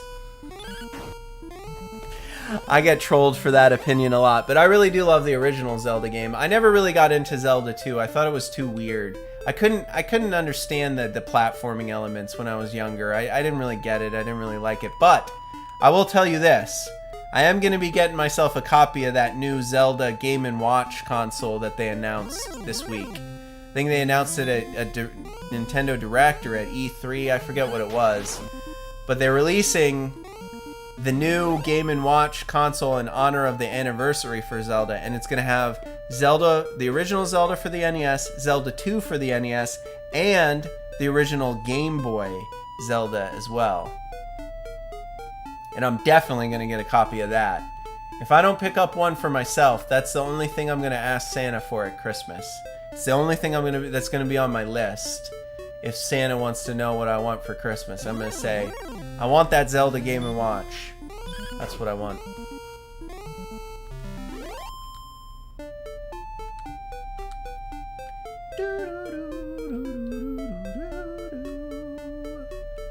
So that's what I mean about these RPG games. It's going to be really hard to stream on the NES Happy Hour all the RPG games. The only one we've tried so far was Faxanadu on the NES, and that was like, that's not like a grindy RPG game. That's like a platformer RPG game. So it was still a good show. But like, I don't know how to do these like RPG games on the NES Happy Hour because it's just hours and hours of grinding.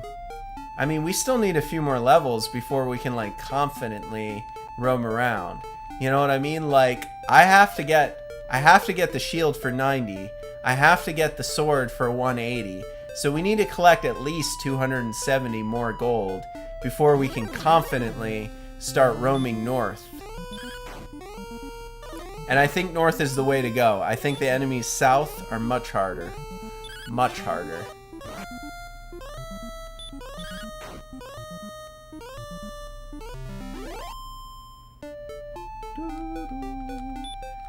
But at least we have a heal spell we can cast, so we get one heal before we have to go back to town. We just have to decide when we want to use it. And everything only gives me 1 XP, so it's taking forever to level up.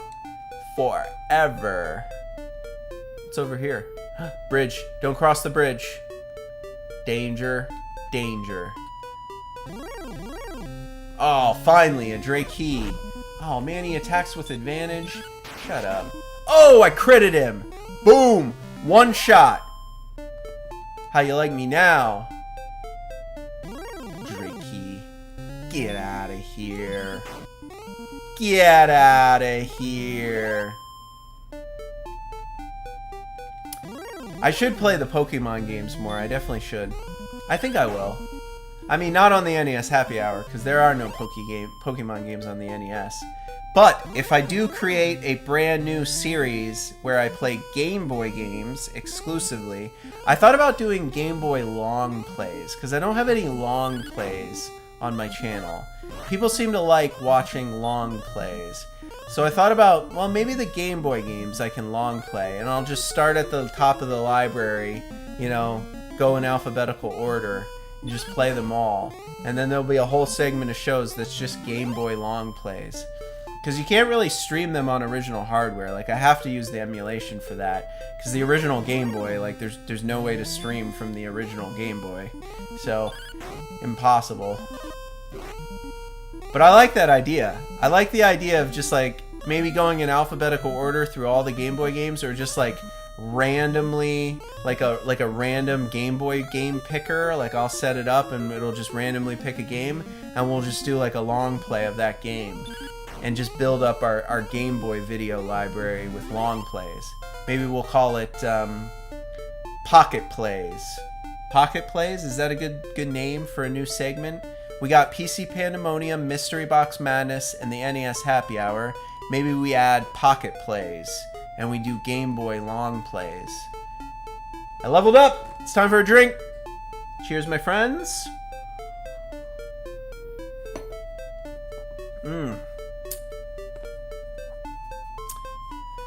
Platform Junkie, I'm sorry to hear that. I see you in the chat saying you've been at streaming for a decade and can't even get 1,000 subscribers. Don't be discouraged, because I actually paid YouTube and Google for advertising. It's not terribly expensive, believe it or not. When you advertise your videos through YouTube and Google, you can get you can get it put in front of people, and if they watch it for 30 seconds, you can get charged as little as like a penny per view or 3 cents, but it still costs money. So believe it or not, a lot of my views on this channel were from advertising campaigns through YouTube. In fact, some of the people watching, like Mitch is one of our diehard, most loyal fans, a G Club member. He never would have found my channel. He was watching AVGN, and my video for the NES Happy Hour was recommended as an ad, and he clicked on it, and now he's a lifelong member. So you can pick up subscribers through advertising, but it's hit or miss with YouTube, and it does cost money.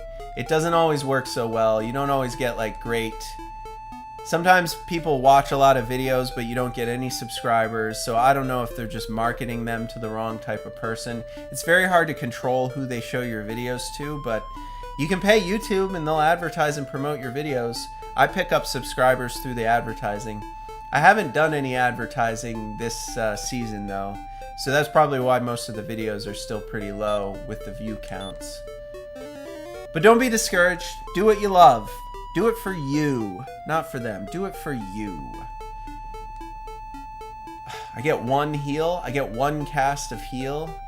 God, what's a guy got to do to get some magic points? Seriously. I level up like 4 levels. I can afford to cast heal once. Talk about a grind, my friends.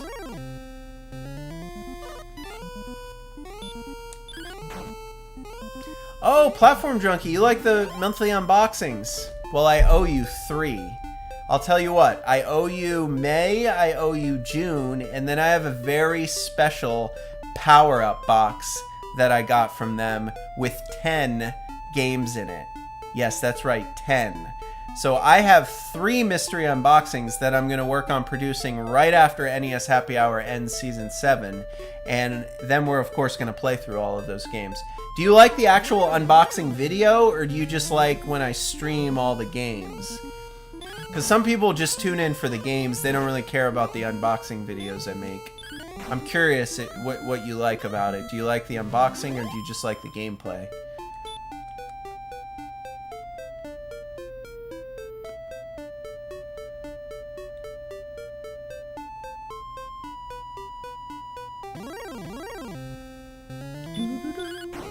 But I'll tell you what, we do have a lot of, I know what's in those boxes because I've already started filming them, and we have some good games. They sent us some good stuff. Not every game's good, but we're going to play them all because that's what we do. We do unboxing videos and Mystery Box Madness, and then we play all the games they send us. But Video Games Monthly is a great service. I strongly recommend it. They don't pay me anything to promote them at all. They do not even give me free stuff. Streamlabs also does not pay me anything to promote them. I just love these services, so I do it for free. I love Video Games Monthly. I highly recommend them. I love Streamlabs if you're trying to be a streamer. It's a good way to get started. You don't have to know a lot. They make it really easy. They give you some tools you can use to whip together your streams without spending too much time. Because I'm a busy guy. I got a day job. I got a long day job. I don't have a ton of time to put together streams. So I like that I can just, go to Streamlabs, get like a kit for a video basically, and jump right into it without too much effort.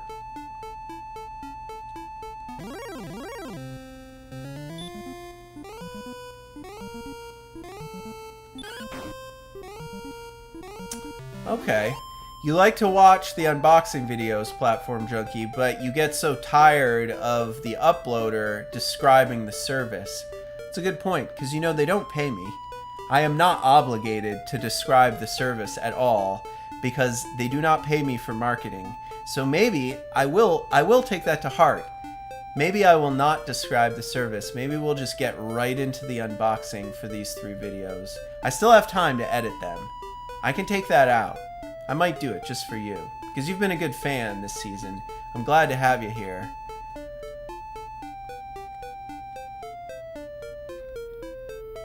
Yeah, it's tough. I mean, if you're a collector and you have a huge collection of games, videogamesmonthly.com and those subscription boxes is probably not for you. It's probably not a good idea. I'll admit, I really just started subscribing to them again, because I was just like you. I subscribed to them like way back when they first started, and I didn't have a big collection, so it made sense. Once I got a big collection, I stopped subscribing to them.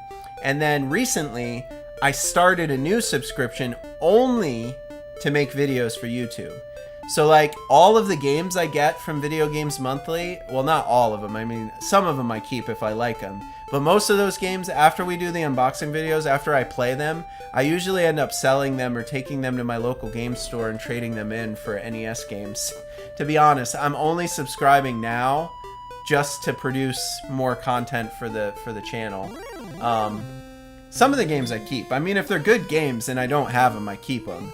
But a lot of the games, you know, sometimes I already have these games and I'll just trade them in after the videos.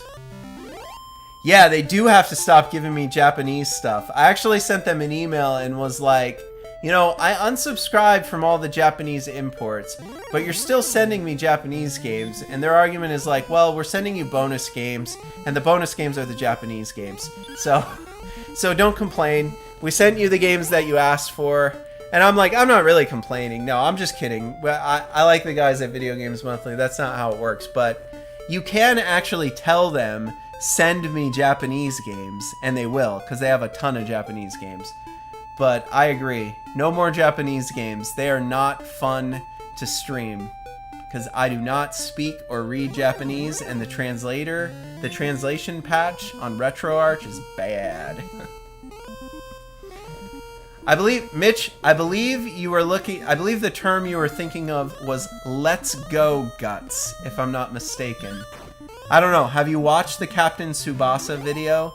We played Captain Tsubasa on the Famicom in one of our Mystery Box Madness shows. And we used a translation software to translate the game while we were playing it. And it kept translating this one statement as, "Let's go Guts!" So I'm going to put that on a t-shirt because it was really funny. If you haven't checked out our Captain Tsubasa video, I strongly encourage you look it up. Just type in Mystery Box Madness Captain Tsubasa and you'll find it. But that's what I mean. When you watch that video, you'll understand why I don't want them to send me any more Japanese imports. I love having them in my collection, but I cannot play them live on a stream. It is way too difficult to understand what's going on. The translations don't really work. It's kind of a mess. It's not fun at all. It's not fun for you. It's not fun for me. They keep sending me like Pokemon games in Japanese as well. And thankfully we had Rosala on the last time we played. Rosala Streaming Network, one of the fans of the show. She tunes in from time to time. She makes a lot of great donations, so thank you, Rosala. I should say that first. But she's also a huge Pokemon expert, and she was able to help us... Why did I heal? She was able to help us get through the Japanese Pokemon game, thank God. Because the translation was way off. But we played Pokemon Silver in Japanese. Did you guys know in the Japanese version of Dragon Warrior, the Dragon Quest, he doesn't turn. He doesn't turn when you move left and right. He's just always facing forward when you move left and right.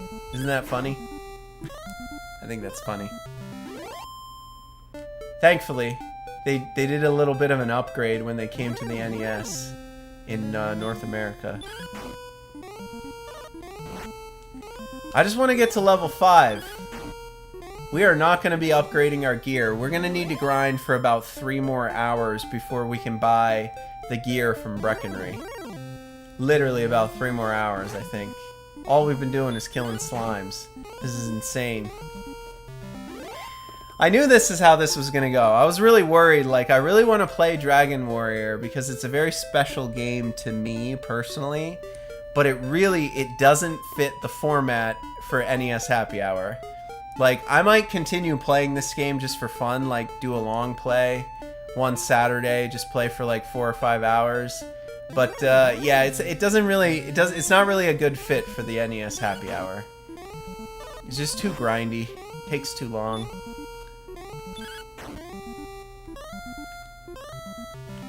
Seriously, I don't even have 60 gold. I need to get 90 for the shield.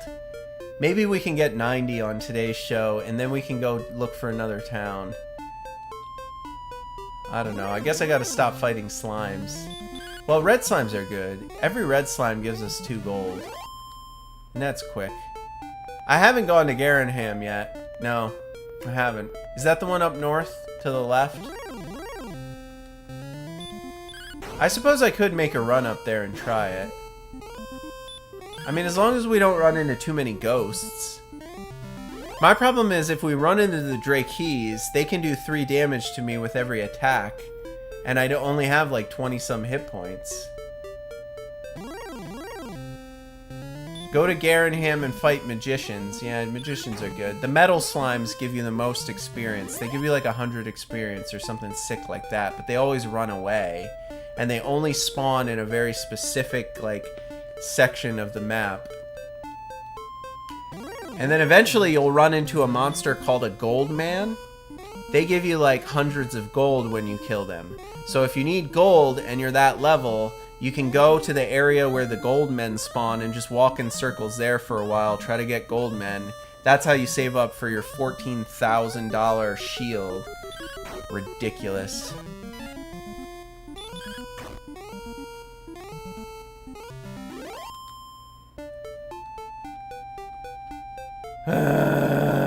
I could just buy some herbs and then we can make the run. Make the run up there. Alright, screw it. I'm making a run for the next town. We're doing it. We gotta wind down. We're 96 minutes into the show. And I told you we're gonna try to make this a 2-hour episode. So that means we only got about 10 minutes left before we gotta do trivia. So here we go. We're making a run on it. I'm gonna go sleep at the inn, get my health up, get my MP back. I'm gonna buy a bunch of herb from the dealer in town who sells the herb. Where is he? Is this the guy? You the guy? You're not the guy? You the guy? You're not the guy? Who's the guy? Where's the herb guy? Oh, the herb guy. He's hidden. He's a shady character. I'm gonna go buy some herb down here from this character. Hiding away in his inside. You got the herb, bro? You got the herb. 24 gold. Can you even believe that? Like, think of how hard it is to get gold from grinding. That's like the equivalent of 1 heal spell for 24 GP. Screw you. I'm not paying you 24 for herb. I can get a better price from my guy in the next town. I'm going there. I'm going there. No way. That is insane. What kingdom are we living in where herb costs 24 gold? Don't you know that stuff's legal in Alifgard now? Wait. Is it not to the left? Does somebody know which way to go to that town? Do I go left or right? I don't remember. But I'm gonna run into ghosts, and they can hurt me. They can definitely hurt me. Oh no, he's gonna take me down to nothing in like the first fight. Oh my god. He took 12 damage. He took 12 damage off of me. Unbelievable. Oh, does anybody know left or right? I hope it's left or right. Oh god. I'm going left. Drakee, okay, good. Better than ghosts. I can deal with Drakees.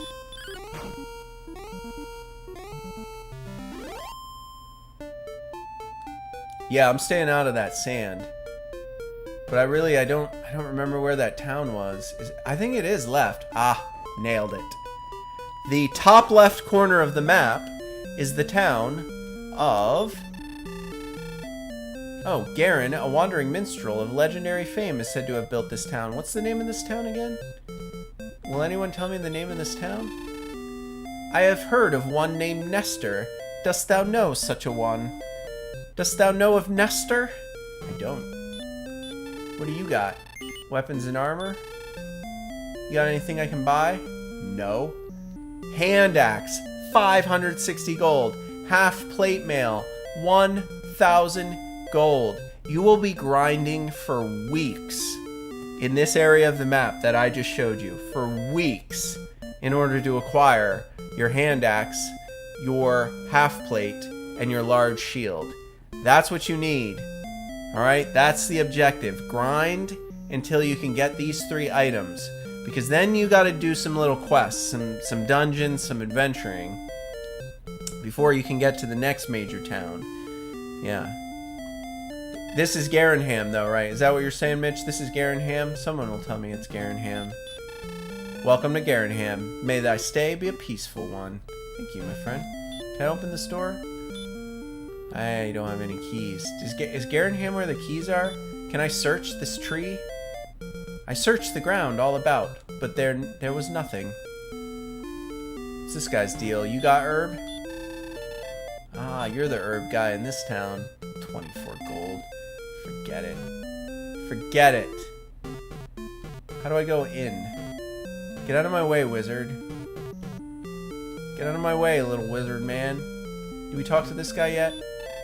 Many believe the Princess Gwaelin is hidden away in a cave. Yeah, I know she is. I know all about the Princess Gwaelin. Search? Nothing found. I have to go all the way to the other continent to buy a bunch of keys and then come back here. Thanks for that tip, Platform Junkie. So we walked all the way up to this town for nothing. It's got better items, but I don't know how I'm going to get that much gold. I need to get like 3,000 gold to buy all the items, and every one of these jokers just gives me like 2 gold. Weak. But at least we can already fight Drakies and ghosts. So I guess we're fighting Drakies and ghosts for the next 3 hours. And red slimes, and blue slimes. Maybe we'll go up a level. You think we'll reach level 5? 4 minutes. We have 4 minutes, guys. And then we're doing bar trivia, Dragon Warrior edition. Should I just walk in the sand? Should I walk in the sand and fight something? What do you think? Should I do it? I'm gonna do it. I'm gonna do it because we're almost at the end. We're almost at the end of the gameplay segment for Dragon Warrior. Mitch opened his save file, he says, found out he's level 20 with 7,500 gold. It's already been beaten. So really, you know, in this game, you can level all the way up to level 30, by the way. You can, like, over-level. Level 30 is the max, though, in this game. And I imagine if you grind all the way to level 30, it will be really easy to beat the Dragon Lord. Because if Mitch can beat him on level 20, I think level 30 is a little bit of overkill. But if you're a completionist, magician, we're so dead. We are so dead. Fight. Okay, he only did 2 damage to me with his attack, but he's gonna start casting spells on me, right? Ooh, he did 4 on that one. Oh, dang. Should I heal myself? Should I heal myself or should I hurt him? What if I cast hurt on him? Boom! 8. Oh, he cast hurt on me. Oh, dang. Do you think hurt will kill him? Because next attack, he's going to kill me. The next attack, he's going to kill me. I'm gonna roll the dice. I'm going to go hurt. I defeated him! 4 XP for the magician. 9 gold. Alright, so I need to grind out some magicians. But really what I need to do is hit the A button real quick and heal myself. Really, that's what I need to do. Boom. One more heal spell. One more heal spell. Boom, friends. How about it? Let's go guts. I defeated a magician for you, and I've only been playing for like an hour. Holy cow. Well, that's what you gotta do. I mean, you gotta farm. That's what this game is. It's a lot of grinding. The dungeons are fun. Asking the adventurers what to do next and learning where all the hidden stuff is also a lot of fun. But 95% of this game is just grinding. I don't know why I loved it so much when I was a kid, but I loved it. I would get lost in this game, just wandering around. I thought this game world was just so big. Like, it was just enormous. I never knew what I was going to find next. My mind was blown. Little 6-year-old Master G, my mind was blown when I got a copy of this game. I had no idea this is what video games could be. I'm about to buy me one of the one of the shields. I might have enough gold when we get back here. I just gotta fight another red slime or two. I'm gonna get a shield, save my game. Well, we'll sleep first. I'll sleep and save my game. Maybe we'll pick this up in the off season. What do you guys think? Do you want to keep grinding? Do you want to have like a chat with me? I could play it after work in between seasons if you want, and we could just chat.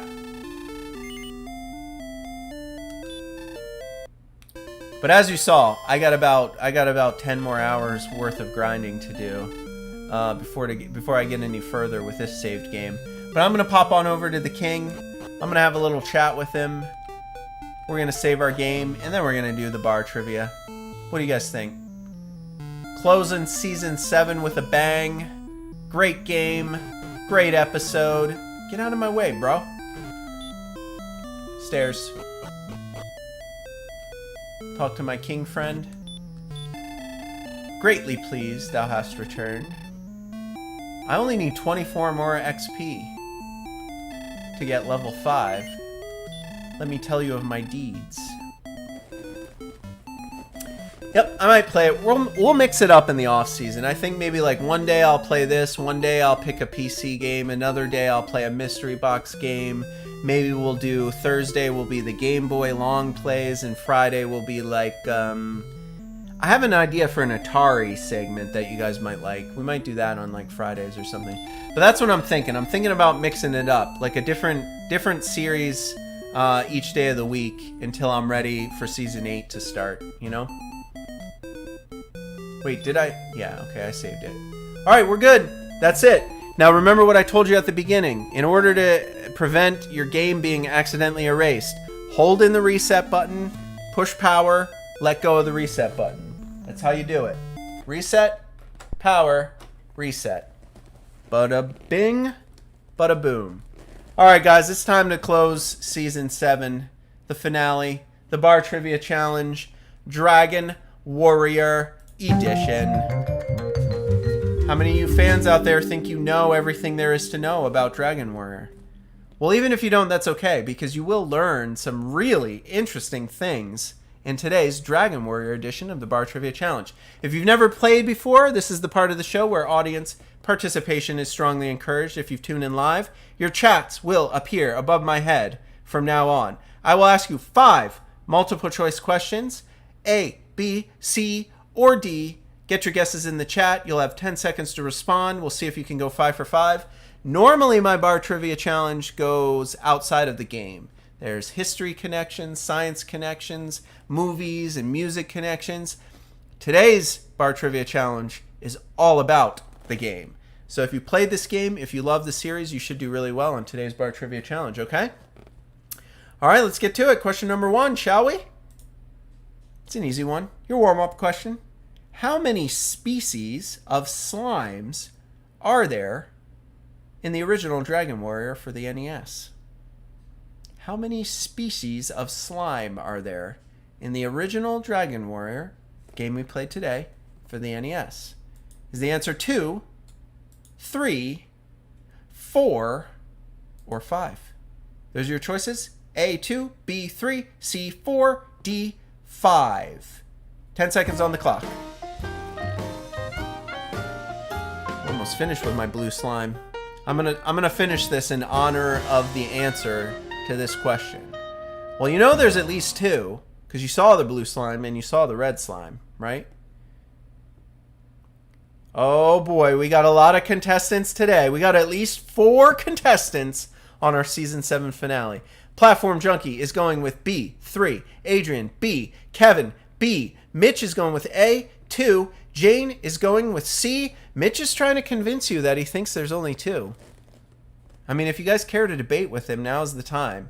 You can change your answer until I reveal the correct answer. Then you can't change it anymore. Mitch, I don't think you're getting any takers. They must know something you don't. The correct answer is, in fact, B3. We did not see the elusive metal slime. And I wouldn't blame you for thinking there were only two. The metal slime is a creature you may not have ever encountered. You may beat this entire game. You might grind for 30 hours and never run into the metal slime. But they do exist. They do spawn in a very specific set of squares in a very specific space on the map, like 1 out of every 10 monsters. And if you get the metal slime, he tries to run away. That's all he does is run away. And if you can kill him before he runs away, you get like hundreds of XP from one metal slime. 3 species of slime in the original Dragon Warrior for NES. Correct answer. Well done. Well done. Yeah, I wouldn't blame you. You can go through this whole game over and over again and never run into a metal slime. You have to know exactly where they spawn, and you have to just walk in circles in those little set of squares, hoping one spawns and you get it. Ain't no game. Good to see you late. We're just wrapping up Season 7 of the NES Happy Hour with our Bar Trivia Challenge. Moving on to question number 2. You guys ready? Question number 2 is this. Koichi Nakamura joined the famed Yuji Horii on the Dragon Warrior team after winning a game design contest held by Enix in the 80s by creating which of the following games? That's right. The famed Yuji Horii, the designer of the entire Dragon Warrior Dragon Quest franchise, he still designs the new games today. And Koichi Nakamura was the director of the first Dragon Warrior game. Believe it or not, both of them earned their jobs at Enix by winning a game design contest in the 80s. Now, Koichi won his position at Enix by winning that contest by creating which of the following games? Did he create A, Devil World, B, Popeye, C, Clue Clue Land, or D, Door Door? And if you're not sure, I will give you one hint. I will give you one hint. But you have 10 seconds. Let's see those guesses. What do you got?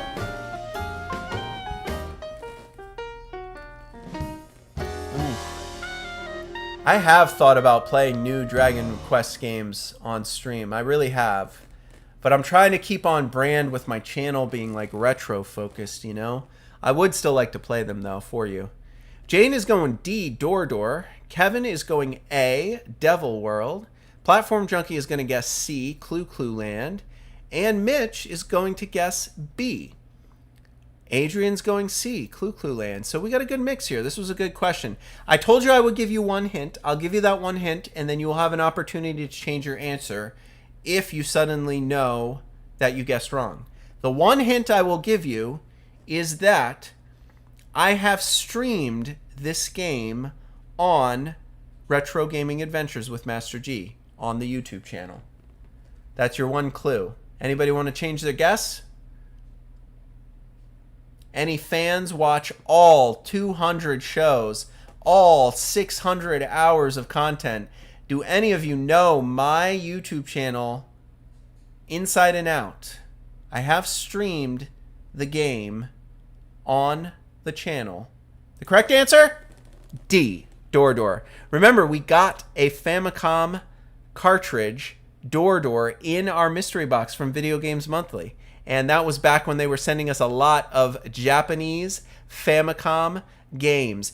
Devil World was only released in Japan on the Famicom. Popeye and Clue Clue Land were also released in Japan and on the NES. Door Door was another NES game, but it was only released in Japan on the Famicom.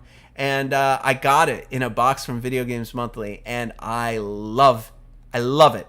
You don't need to know Japanese to play that game. It's a fun game, and it never came over to North America, so I kept that one in my collection, even though it's a Japanese import. Oh, they got Devil World in Europe? Oh, I had no idea. Well, we did not get Devil World in North America, so we never got to play Devil World. But if you're wondering about Door Door, go ahead and search for Mystery Box Madness Door Door. and see if you can find my video, because we got it in a mystery box and we played it, and I am keeping that game in my collection forever. But yeah, believe it or not, he designed that game for a contest in 1984, and he won the contest, and because of winning the contest, Enix gave him a job. He and Yuji used to play D&D together. They both won their jobs at Enix as game designers. They were big fans of Dungeons and Dragons. When they both got together at Enix, they decided to go about designing a Dungeons and Dragons inspired video game, and that is how Dragon Quest, or Dragon Warrior in North America, was born. Believe it or not. True story. True story. All right, guys, that's enough trivia for question 2. You ready for number 3? Number 3 is this. In the original Dragon Warrior game, the one we played today, which of the following is used to determine your starting stats? That's your starting hit points, magic points, strength, and agility, in addition to determining how fast you grow those stats as the game progresses and you level up. Is it A, determined by the first non-player character that you talk to in game? Is it determined by B, your weapon and armor choices? Is it determined by C, your chosen character name when you start your game? Or D, is it determined by the timing of the music when you begin your quest? 10 seconds on the clock. Which of these determines your starting statistics in addition to how fast you grow those statistics as you level up and progress in the game? 10 seconds. Clock starts now.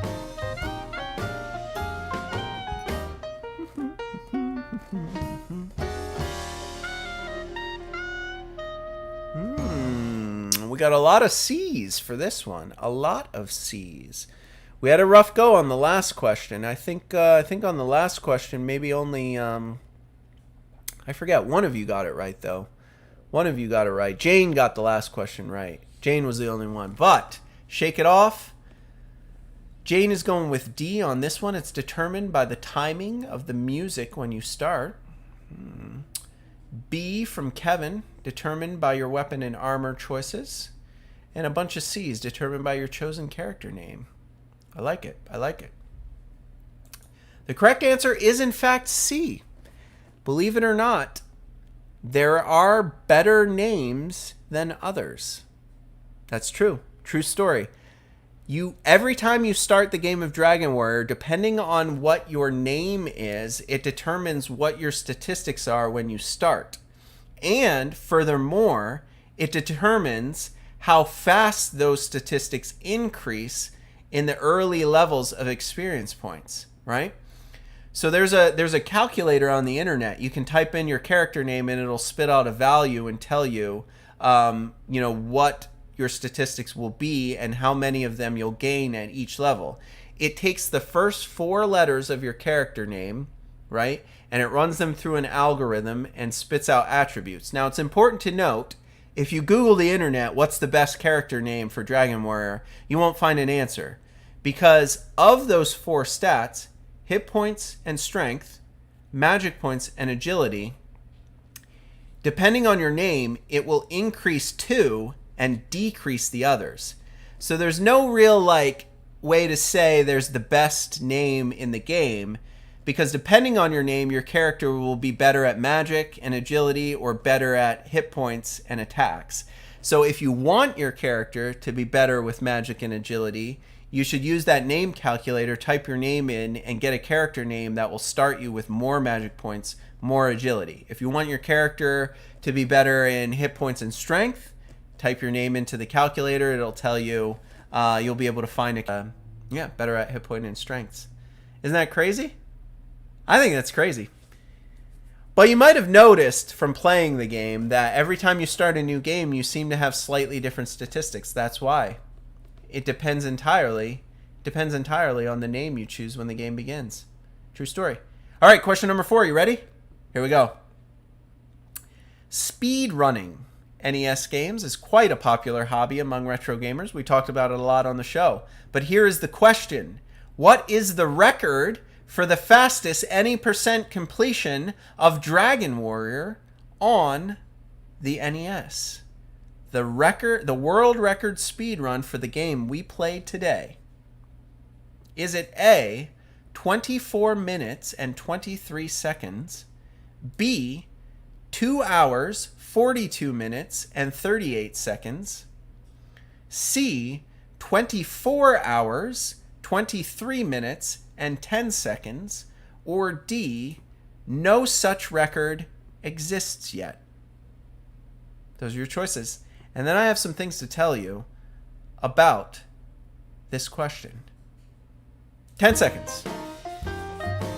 Kevin Smith says no such record exists. What a ludicrous game to have a speed run in. Jane's going A. Platform Junkie's going A. Adrian's also going A. You guys really, you think this game can be beaten in 24 minutes? You watched me play for an hour. How would you beat this game in 24 minutes? Mitch is going B. That's the sane guess. The sane guess is B. 2 hours seems impossible, but maybe possible. I could probably beat this game in 24 hours, so that's probably not the right answer. The right answer actually is A, and I'll tell you how they do it. 24 minutes and 23 seconds. I will tell you it does not include any cheat codes of any kind. No game genies, no enhancements. The speedrunner starts the game exactly as I started the game today, and the only objective is to beat the evil Dragon Lord. All right? Was able to beat that Dragon Lord in 24 minutes and 23 seconds. Do you know how they did it? If we throw back to the last question, one of the choices had something to do with the timing of the music when you start the game. Believe it or not, the loop of music that plays is a way speedrunners figured out how to calculate the random number generator algorithm. That's right. They use the loop of music that plays when you're on the map to figure out when the random number generator algorithm is going to trigger, because no random number generator is truly random. It's all based on an algorithm, and you can determine when the algorithm will trigger based on the music in the game. I don't know how they figured this out, but they figured it out. So when they walk on the world map, they walk until a split second before a cue in the music, and then they stop. They let the music go past that cue, and then they continue walking. Because that particular timing of that cue, if they're walking or standing on a square when it comes, they'll have a fight, and the fight slows them down. So they figured out how to like stutter step through virtually the entire game, ensuring that they never fight a monster that they don't want to fight. But you're probably asking yourself, well, how could they even beat if they never fight a monster, they never level up? They do have to level up to a certain point in order to get certain spells, like the sleep spell, right? They can beat the Dragon Lord at a really low level as long as they have the sleep spell, because when you're engaged with a monster, they also learned the cues from the music to determine the success chances of your attacks, your running aways, or your sleep spells. So they can actually get to the Dragon Lord, wait for a specific point in the music, and then cast the sleep spell, and he'll fall asleep. Then they just hit the Dragon Lord for 1 damage or 0 damage. When he wakes up, they wait for the cue, they put him to sleep. They hit the Dragon Lord again for 1 damage until they eventually kill him. They also use other spells that they acquire, but that's the gist of how a speedrunner is able to fully beat this game the same way I played today in only 24 minutes and 23 seconds.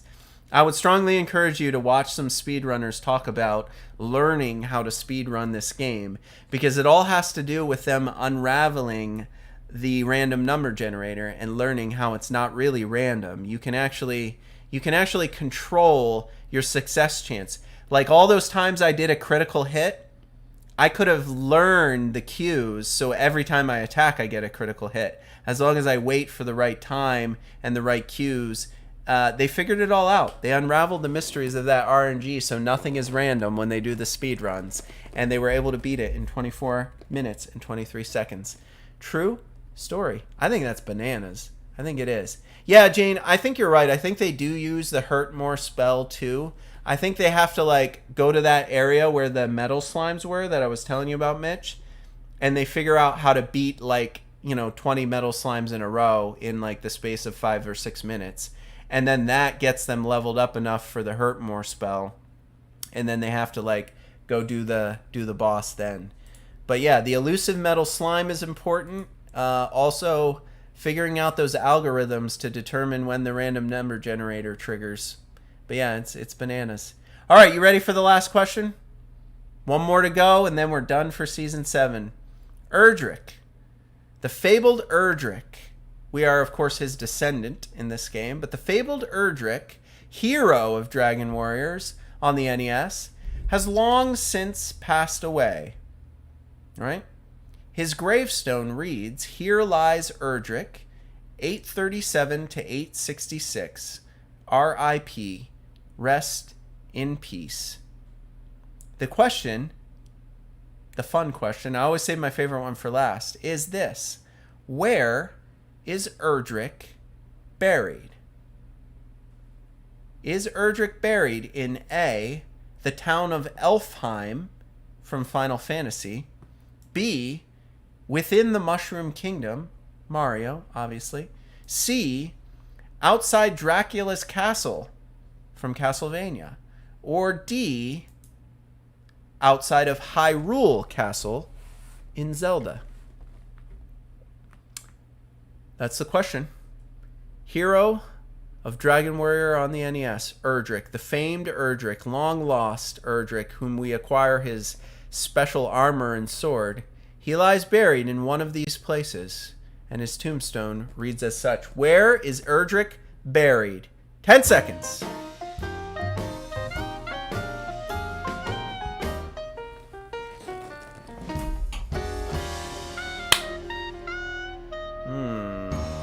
Platform Junkie is going with B, Mushroom Kingdom. Mitch going with C, Castlevania, Dracula's Castle. Same with Kevin. Jane and Adrian are going with A in Elfheim, in the town of in a town in Final Fantasy, the town of Elfheim. Mitch thinks he's Trevor's long-lost cousin. Perhaps. The correct answer for this little Easter egg, this little gem, one of my favorite Easter eggs in the entire NES library, is A, in Elfheim. If you happen to be traversing Elfheim in the original Final Fantasy game on the NES, actually, I think it might only be the North American version of Final Fantasy on the NES. I think in the Japanese version of Final Fantasy on the NES, it's different. But in the North American version of Final Fantasy on the NES, when you visit the town of Elfheim, pay a visit to the graveyard, the cemetery, read the tombstones. You will find one tombstone in that cemetery that reads, "Here lies Erdrick, 837 to 866. Rest in peace." I believe there's some other Easter egg in the Japanese version where the tombstone might read, "Here lies Link" instead of Erdrick for some reason.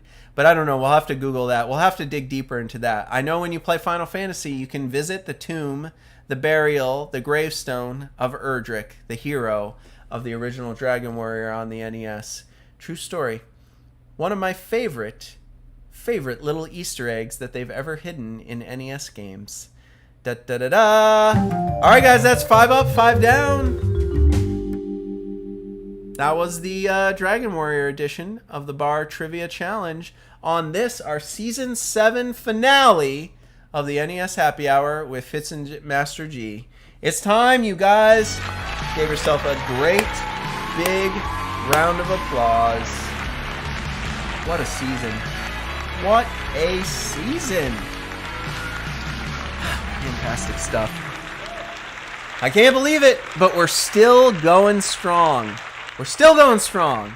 You guys are fantastic. Thanks for tuning in for each and every episode of Season 7 of the NES Happy Hour. I hope you enjoyed this very special long stream for our Season 7 finale. We are going to continue our quest. The NES Happy Hour will be back for Season 8.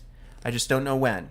In the meantime, next Monday, we will be back live again, same time, same place, here on Retro Gaming Adventures with Master G. I haven't decided our schedule for the week yet, but we will be playing retro video games. They might be PC games, they might be other consoles, who knows? But we will not be back with another episode of the NES Happy Hour. I'm going to take a little break in between. I got to get ready for Season 8. I got to do a lot of pre-production work. But in the meantime, we're going to continue streaming. So tune in, say hello, drop by in the chat from time to time. Let me know what you're up to, and take a look. We'll be playing some games. We'll be having some fun. Those streams are a lot more casual. I have a lot more time to just chat with people who tune in. So it's a lot more fun, I think, if you want to interact with me, if you tune into those episodes. So I hope to see you then. That's going to do it for Season 7. I'm done. Great episode. 20 more. We've done 140 shows. We got about 700 more to do. So I look forward to at least 6 or 7 more years of the NES Happy Hour with Fitz and Master G. I hope 6 or 7 years from now you guys are still watching and we're still chatting, and I can be like, yeah, when I have 1 million viewers now, but back in the day it used to just be me and Jane and Mitch and Adrian, Kevin. All these guys were back in the beginning of the NES Happy Hour. Maybe one day we'll get 1 million subscribers. We'll see. We'll keep plugging away till we do. I guarantee you that. But for now, I got to take a break. I've been talking a lot, gaming a lot. I'm getting a little hot and sweaty in this room with all the lights and the cameras and the action. So I'm signing off. I hope you guys have a great weekend. I hope we see each and every one of you back for Season 8 of the NES Happy Hour. Remember to follow us on Twitter or Facebook, or just check our website, www.fitsandmasterg.com. You don't want to miss out when we go live for Season 8. I'll make a lot of announcements letting you know what's coming, when we'll premiere. But if I don't talk to you, if I don't see you next week when we're streaming, take care of yourselves. Have a great weekend. And I'm sure we'll see you all when the NES Happy Hour returns for Season 8. Take care.